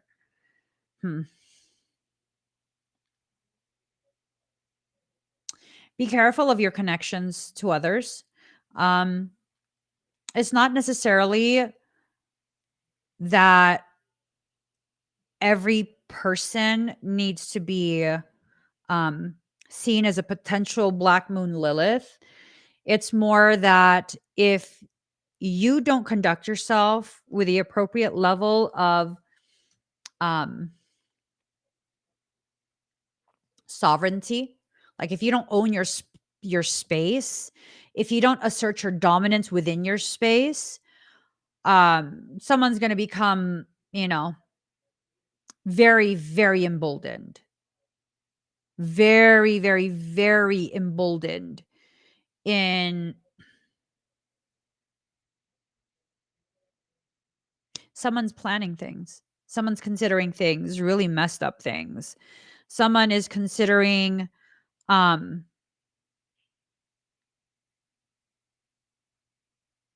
someone is considering trying you. So I'm sorry guys. The card that I'm reading for is for people who chose #1. Welcome to my world. Sorry, Demi.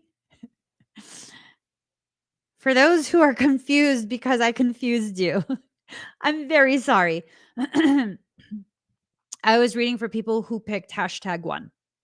This is what I'm reading for right now, #1. There is someone who they're on the cusp of testing you. They're on the cusp of testing you. And in that, um, if they think that they can get away with it, because I think this is a person who lacks integrity, they're going to go for it.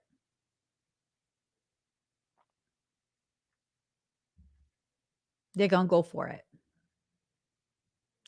So, what is your instruction from soul? Don't let people get away with stuff. Call things out as is appropriate. And that doesn't mean you have to get confrontational. It doesn't mean you have to cuss someone out. You could just easily be like, "Oh, I see that you're um doing X, Y, and Z. Is there a reason why?" Just I think for people who are testing you and what they can get away with, when they see that you're paying attention, they tend to be like, "Oh, I probably shouldn't. I'll get caught." Most people are only ballsy when they think they won't get caught. Most people are only ballsy then. So keep that in mind. Y'all giving me 11 lines. I'm just saying. Keep that in mind. um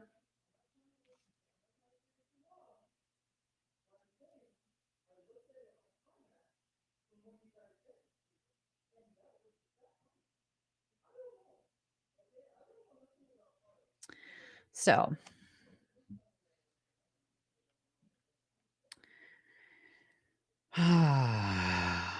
yeah. Um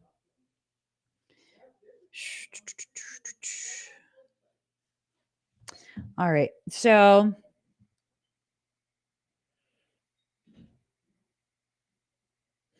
through Lilith, we discover creativity and the beauty that can exist in the darkness as long as we keep our own demons in check and under rule. So you have to be very, very careful about mirroring someone else's ugliness. Okay. Um, One of the things that Lilith has a tendency to do is very much trigger you. First, cause confusion, and then try and trigger you because now you're destabilized. Lilith is a master in destabilization. So you got to be very aware of that. Okay. For those who chose #1. Um,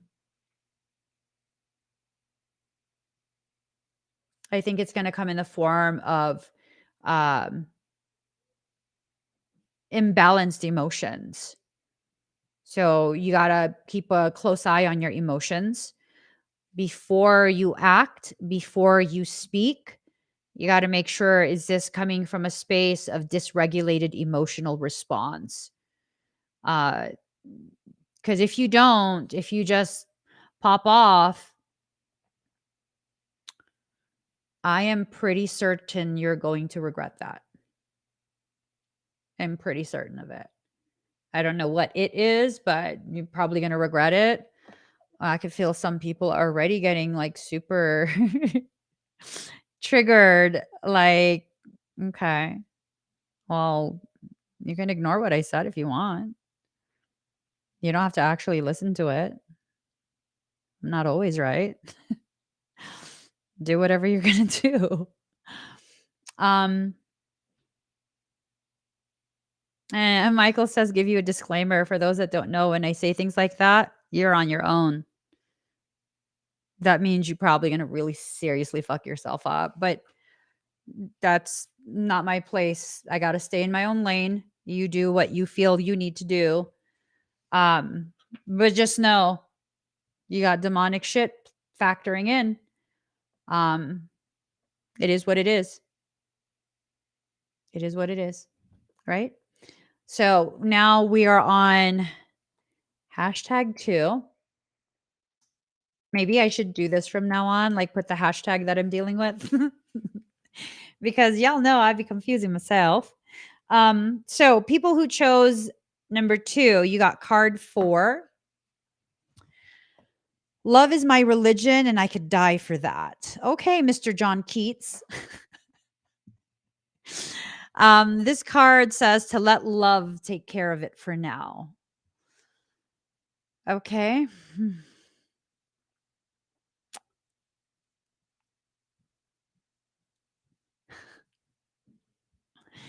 So Venus rules where we want the good life, where we desire ease and comfort, sweets and kisses, where we want to see beautiful, be beautiful, and smell beautiful. Venus co-rules the signs of Libra and Taurus, but the energies function differently in these signs. So Venus is very partner oriented. There is a great need to unite with another when Venus card presents itself. right? This can bring on codependency and fears of going it alone. Uh-oh, Mindy. Both Libra and Taurus are signs best supported in some form of partnership, but it does not necessarily have to be romantic or a marriage. Um, let's see. Don't get lost in love, romance, and art, and don't lose your practical side. Venus is a planet of fashion, luxuries, balance, symmetry, artistic ability, and sugary foods. And she prefers to overlook the ugliness of the world. You got to be careful about wearing rose colored glasses, okay, guys? Buying objects that are beautiful, unnecessary, or excessive may come into play when this card is drawn. Be careful of wasting funds on items just because you want them. You may feel compelled to buy something beyond your budget, but because you think it's beautiful, while you really don't need it. This also um this also includes investing your energy and your time into people who are a waste of your energy and your time. It's super rude for me to say, but I'm sorry, that is the reality. You have to begin assessing who is worth the effort. Are you wasting your time investing in something, hoping it will pan out because your soul is already telling you that this is not for you, but you're saying, yes, it is. Yes, it is.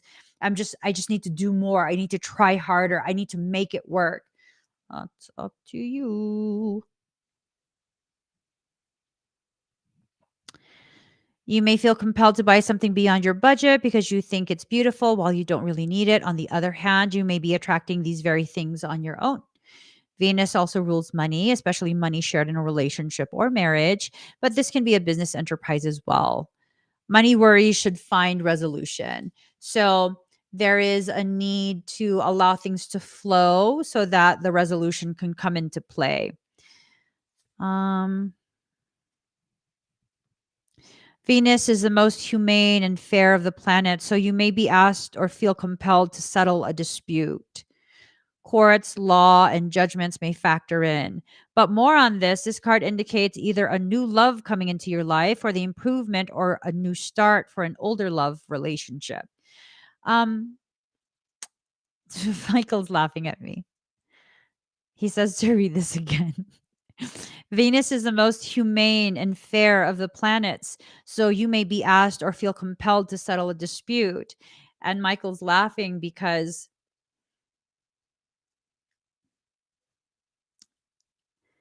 I have Capricorn for my Venus. It is what it is. It is what it is. Don't get me to that point. You won't have any problems. You won't have any need to hope that I am willing to settle anything because it takes a lot to get me there. So by the time I'm there, fuck you. You've earned it. Let's take it all the fucking way. I'm just saying. I give people plenty of opportunities to bow out of shit. I do. I do. I'm the type of person, I was telling some of the people closest to me the other day. Like I've come to realize my threshold for people's bullshit is about a year. By the end of a year of like fucking tolerating people's bullshit, I'm like, I don't know that we're aligned. I don't know that there's resonance. I think maybe I should just leave you alone. I think that maybe just, by the time there's like actual legalities being disputed, no, fuck that. You gonna learn, motherfucker. You gonna learn. You need to learn. Ain't nobody else taught you. I'm gonna fucking teach you.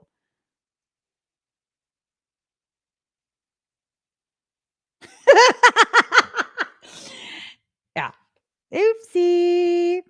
But more on this. This card indicates either, okay, a new love, right? You can be assured you are found very attractive at the present time and maybe the subject of some advances. I mean, do you want that? Because if you want that, perfect. That's awesome. If you don't want that, you better correct people before it gets too far. Before it gets too far, I'm saying, you know, I'm learning now. When people start trying to be cute with me, talking about how they think I'm cute, being all flirty, flirty, I'm gonna be like, no, motherfucker. Right to the forehead. No, motherfucker. I don't find you cute. I'm not interested. Leave me alone. Leave me alone. Yeah, because some people kind of need that right from the start before they get too carried away with their bullshit. Right? Like too carried away with their bullshit. I'm telling you. Especially if you have like Piscean essence. For some reason, they find you just so delectable. um, uh, Pisceans and empaths at large, because most Pisceans, most, not all, most Pisceans are highly empathic. Um, so I would let's take out the Piscean and let's just put empath. For those who are very empathic, people can just be drawn to you, and they might start thinking some kind of way about you. Mm-hmm. I'm gonna start like just I'm gonna write a disclaimer, be like, no, baby, you're not in love with me. It's just I'm psychic. You like that. It's okay. There's lots of other psychics. Go bother them.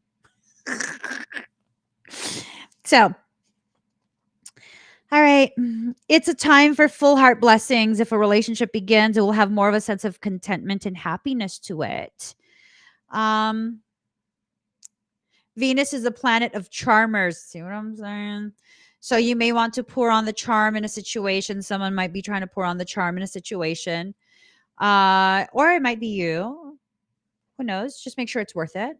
There's a tendency to become more socially engaging. At this time, people will generally be sweeter, more helpful, and amenable.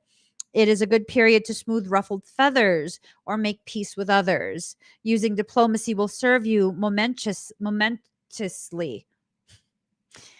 So, for those who picked card number 2, um, this is a period that can work in your favor, but it seems like you have to play the game, whatever that means. Um, Play the game, not being fake, right? Not creating a story to get your way. This has more to do with you um, using your charm for someone who's already considering agreeing to whatever it is you're proposing, right? If they're already heavily considering it, using your charm to encourage them, to get them more comfortable with the decision they are already in the process of making in your favor, that can be beneficial because it's not like you're trying to coerce someone. You got to make sure that you handle this oh my god, this period and opportunity with tremendous care, and elevations in integrity is very, very important. Okay. Don't lose yourself in what you're trying to achieve.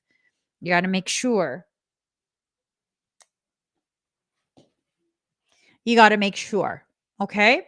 So I'll be creating the link for, I'll be creating the link for the 11/11 fire ceremony that's going to be coming up in a couple days, 2 days to be exact. I can't believe I waited this long, but I'll be making that today. So please make sure you go and check that out. You'll see the link here, maybe like hour or two. And it will also have the link for the live stream. Aside from that, I hope everyone has an amazing rest of your day. Please give this video a thumbs up. And if you haven't already subscribed, please do subscribe. Turn on that notification bell. Join me when I'm live. And I will see you guys again very soon. Bye, everyone.